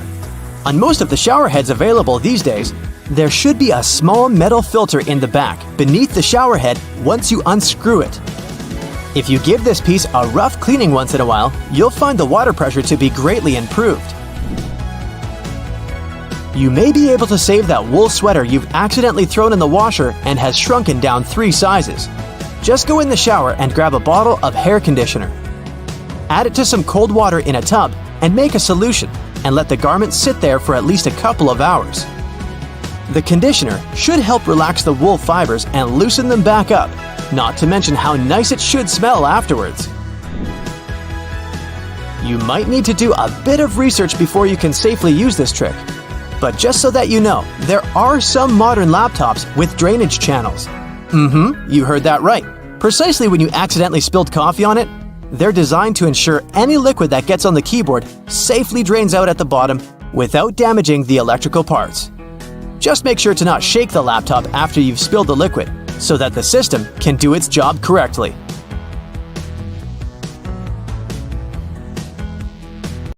The little piece of fabric you find in your new clothes, often with a button on it, isn't for emergency hole patching. You can use it to test if the material fades or stains in the wash before you get the whole thing in and can seriously damage it. The drawer at the bottom of your stove will keep your food warm for when you throw a party and have to cook plenty of dishes. The one that's currently in the oven will pass on its heat to the one in the drawer. In case you never know how much pasta to put in for boiling, use the hole in the middle of your pasta spoon for reference. It measures up to exactly 1 portion of dry noodles. When it's ready, you can use the spoon to take your spaghetti out like you normally would. The large gaps between the floor and the door in public toilets are there to make you feel uncomfortable and leave faster. It's also easier to clean such spaces and safer in case of emergency. The tiny plastic disc under the lid of your soda bottle is there to keep your drink fizzy. The cap prevents the liquid from leaking out, and the plastic disc holds the gases inside. Don't try to clean your shoes with escalator brushes. They are there to mark the edges of the steps. If you get too close to the edge, you risk getting your shoelaces or loose hanging clothes in the gap between the stairs and the wall. When you feel the brush on your leg, you instinctively step back into safety. There are several theories explaining why the King of Hearts is the only one without a mustache. One says he was designed as part of a poem. The king had 4 sons, and only one was cleanly shaven. He left him with no inheritance. Another theory says the mustache was just lost in the reproduction of the original design because of a mistake. It could also be a way to show that he is more honest and noble than the other kings. The Ace of Spades is larger and better decorated than the others because of tax laws introduced in England around the 17th century. Card manufacturers had to pay so-called stamp duty tax. They added physical stamps on the highest card of the deck to show that they've paid the tax.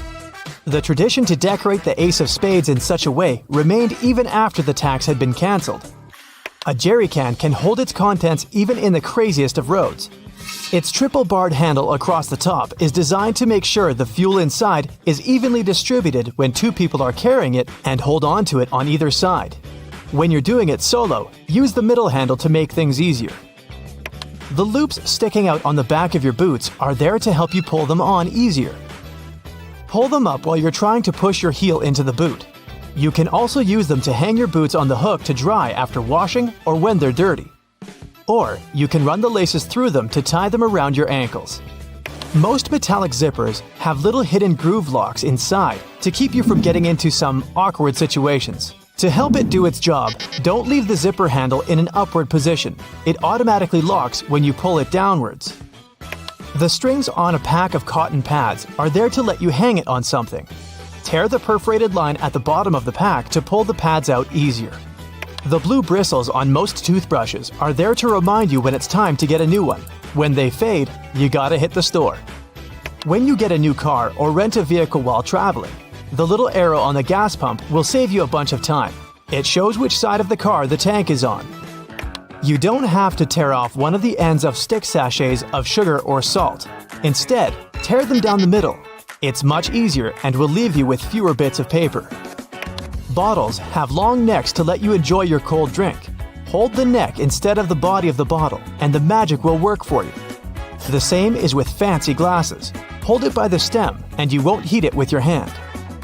Doorknobs are often made of brass, bronze, or some other copper alloys to protect you from harmful bacteria. These materials have the superpower of getting rid of germs on their own within a couple of hours. You can use metal loops on the sides of a grocery cart to organize your space smarter. Hang your jacket or a bag of delicate items like eggs or bread on the loop, and voila, your jacket won't get wrinkled and the eggs won't get squished. Twist your pop can tab around and use the hole on the other end to put a straw through it. The special oval-shaped compartment under the flap of the Tic Tac container is there to make it easier to extract one little mint at a time. Your earphones have holes in the bottoms to let air circulate up and down through the speakers. It improves sound quality and gives you better low frequencies, making the bass sound deeper. The black lines on the basketball are there to make the game easier to play. They're actually grooves helping you handle the ball. Control is crucially important for players that need to move around the court while bouncing the ball. The black lines give you a better grip of the ball. They also let you easily steer it in any direction once it's in your hand. You wouldn't be able to do it with a smooth basketball. The microwave door seems completely black when you aren't using it, but as soon as you turn it on, you can see through it. It doesn't have black glass in it, but a special mesh against regular glass. It keeps all the microwave energy inside safely. Don't throw away silica gel you find in bags, shoes, and many other new things you buy. This gel absorbs excess moisture. A few packets can save your shoes after a walk in the rain.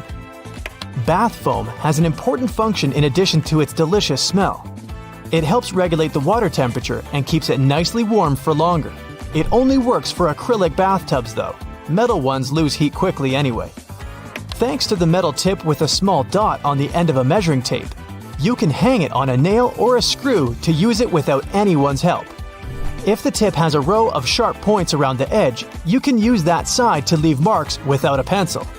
The 57 etched into the neck of a glass ketchup bottle is there to make your life easier. It shows you the best spot to tap to get the sauce out of the bottle.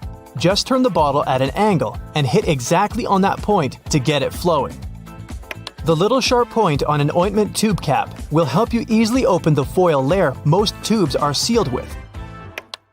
If you put together all the UK coins from a penny to the 50-pence piece together with their backs, you'll see the royal coat of arms.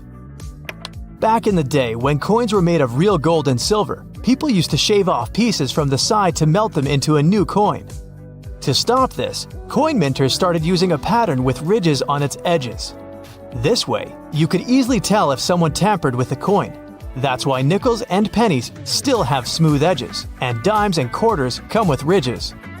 The half belt you see on many trench and pea coats was originally invented for men in the military. They had oversized jackets that were also used as blankets.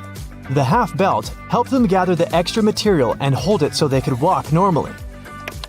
The tiny bumps on the F and J keys on your keyboard are there to help you find the right key without even looking down. You're supposed to place your index fingers of both hands on them when you start blind typing. The little dot between the camera and the flash on the back of your iPhone is the third microphone used for noise cancellation during a conversation and better sound quality during video recording. The cap of your detergent can help you figure out exactly how much of it you need. Pay attention to the marker on it. If it's not that obvious, study the instructions. It'll let you know how to measure the detergent. Converse shoes were originally designed for basketball players. The 2 extra holes on the side near the bottom were added to them to fit any basketball player's foot. Thanks to them, sportsmen were able to customize the fit and keep the laces in place. Paper margins were invented to prevent important information from being eaten by rats.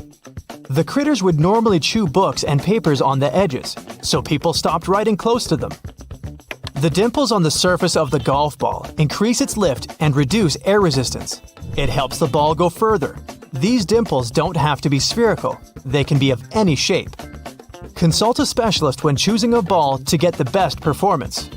The red side of the eraser rubs the pencil particles out of the paper. The blue side is stiffer and scrubs off a thin layer from the paper itself. That's why it's for tougher grades of paper, no matter if you're trying to get rid of pen or pencil. When your utility knife is getting dull, use the removable part on the end of the handle to snap off the dull piece of the blade. You'll get a new sharp one. A pen cap has a small hole in the top in case you accidentally swallow it. Thanks to it, your airway won't be blocked. A regular can opener is a handier alternative to scissors. Run it along the edge of some packaging and enjoy never struggling to open anything again. If you want to create easily removable temporary staples, rotate the stapler base and the pins will be bent outward. A lid on a paper or plastic to-go cup makes an excellent coaster. It's exactly the right size to fit the bottom of the cup. The lid's lips also catch dripping condensation from cold drinks. You can use your nail polish to make a protective seal or stick some things together. It will do the trick thanks to its adhesive and waterproofing abilities. Your suit jacket most likely comes with an extra pocket on the right side.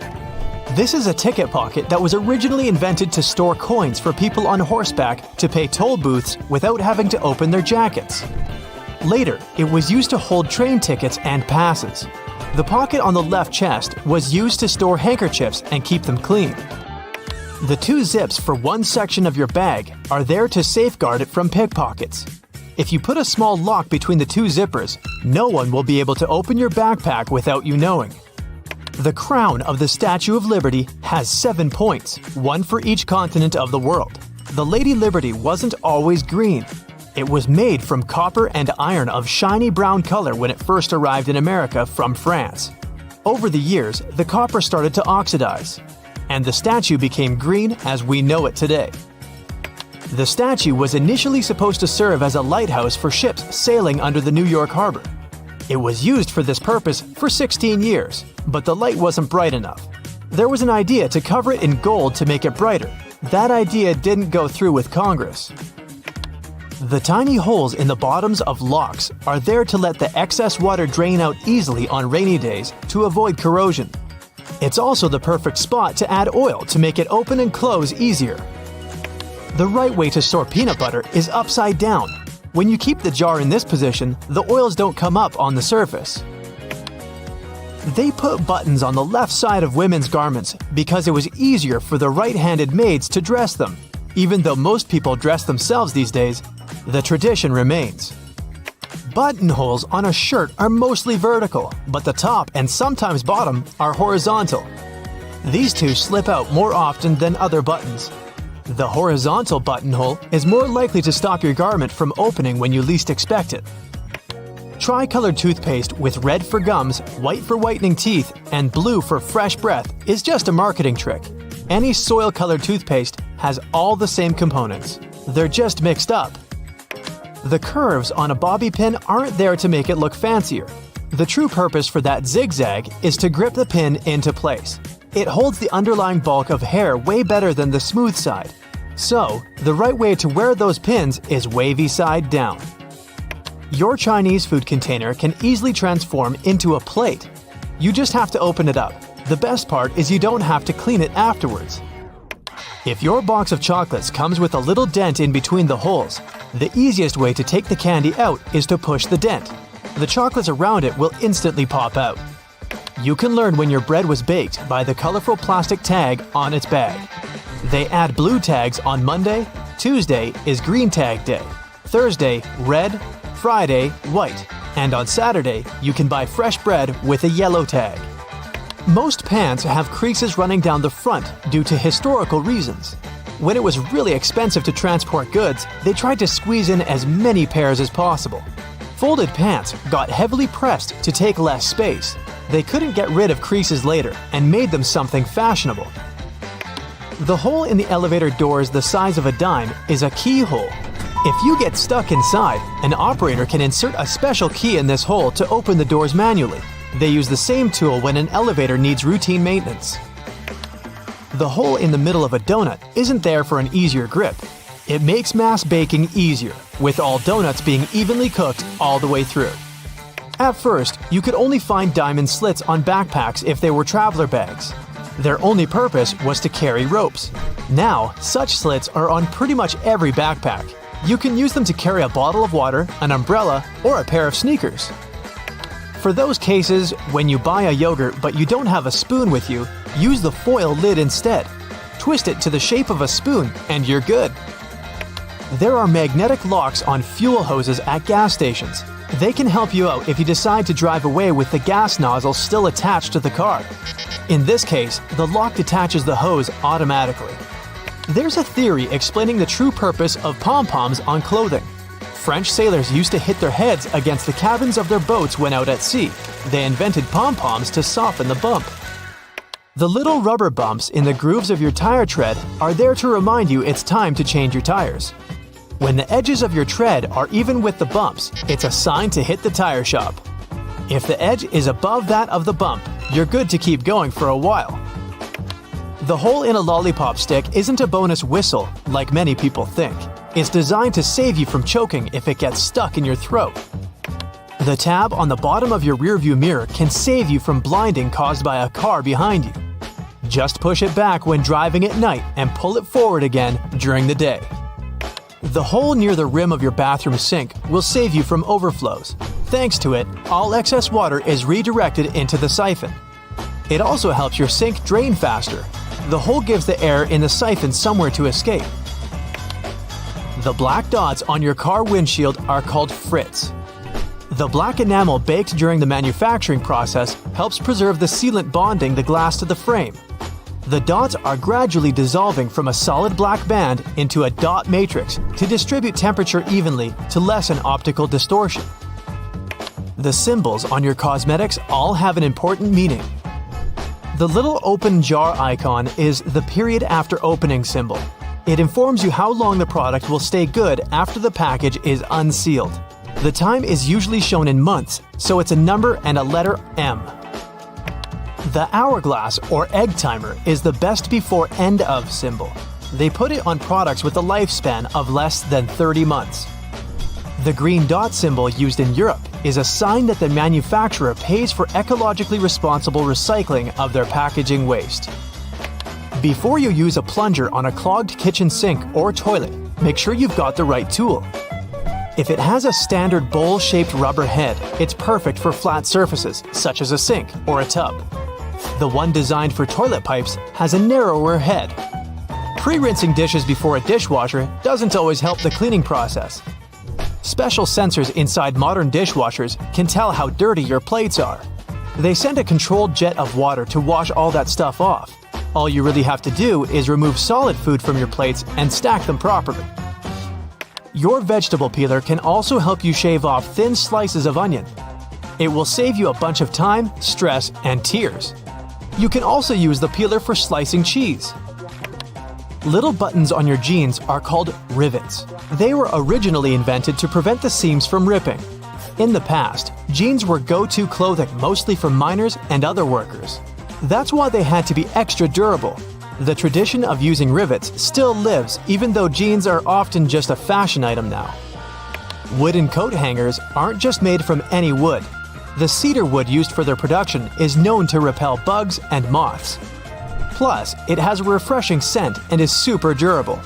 These hangers are perfect for heavy clothing that is more likely to get damaged by insects, such as coats and jackets or dresses, especially woolen ones. The tiny hole in the bottom of an airplane window allows airflow through to prevent too much pressure from building in the plane and busting the window as it rises in altitude. It also keeps the windows from fogging up with all the warm breath of the passengers. The extra little pocket on the side of your jeans, also known as the fifth pocket, was designed to keep the pocket watch in it. Gold miners in California in the mid-1800s needed that accessory to keep track of time, and jeans were their go-to clothing. The expensive watch stayed safe and sound in that pocket you can now use to keep anything from folded up cash to a stick of lip balm. Most childproof pill bottles have strange lids that are threaded on each side. One of these sides has regular threads and won't lock into place if you screw it on top of the pill bottle. So, if you have trouble removing the cap and don't mind turning it into a normal one, just use the other side of it. The keyboard has inherited its weird non-alphabetical order of letters from the typewriter. Originally, the keys were arranged in alphabetical order, but the typists were so fast the key arms often got cross-wired and stuck. Keyboard manufacturers decided to randomize the order to slow down the typists and keep the machines safe. The deep ridges or threads on audio jacks are made of an insulating material to protect the wires during sound transition. The number of bands shows which end goes where, And if there are 3 bands, 2 of them go per left and right ear, and the third band is for grounding and should be plugged into the stereo or amplifier. A McFlurry spoon comes with a square-shaped hole through the handle. Its purpose is to serve as an attachment to the machine that whisks the ice cream and toppings together. The bar of the machine conveniently slips into the spoon and stirs it like a drill spins a screw. They then give you your dessert with it to do less cleaning. If you see a 4-digit code on a fruit or vegetable sticker, in most cases, it means the producers used pesticides. Organic products will have stickers with 5 digits, and the first one will be 9. Genetically modified products will also have a 5-digit code, but the first number will be 8. The right way to pour milk or juice is from the other side of the carton. This way, the drink won't splash all over the place, and it will be easier for you to control the process. The little legs on your keyboard let you tilt it and see which keys you're hitting. A flat keyboard is way less tiring for your wrists though. You can use an olive spoon to lift olives, cherries, pickled garlic, and other products from liquid-filled jars, cans, or bowls. The hole in the middle is for draining the liquid that gathers in the spoon fast and easily. The grooves on restaurant toothpicks aren't designed to make them look fancier, but to avoid putting them on the table when your plate has been taken. They're made weaker to let you snap them and place the toothpick between the notches, pointy end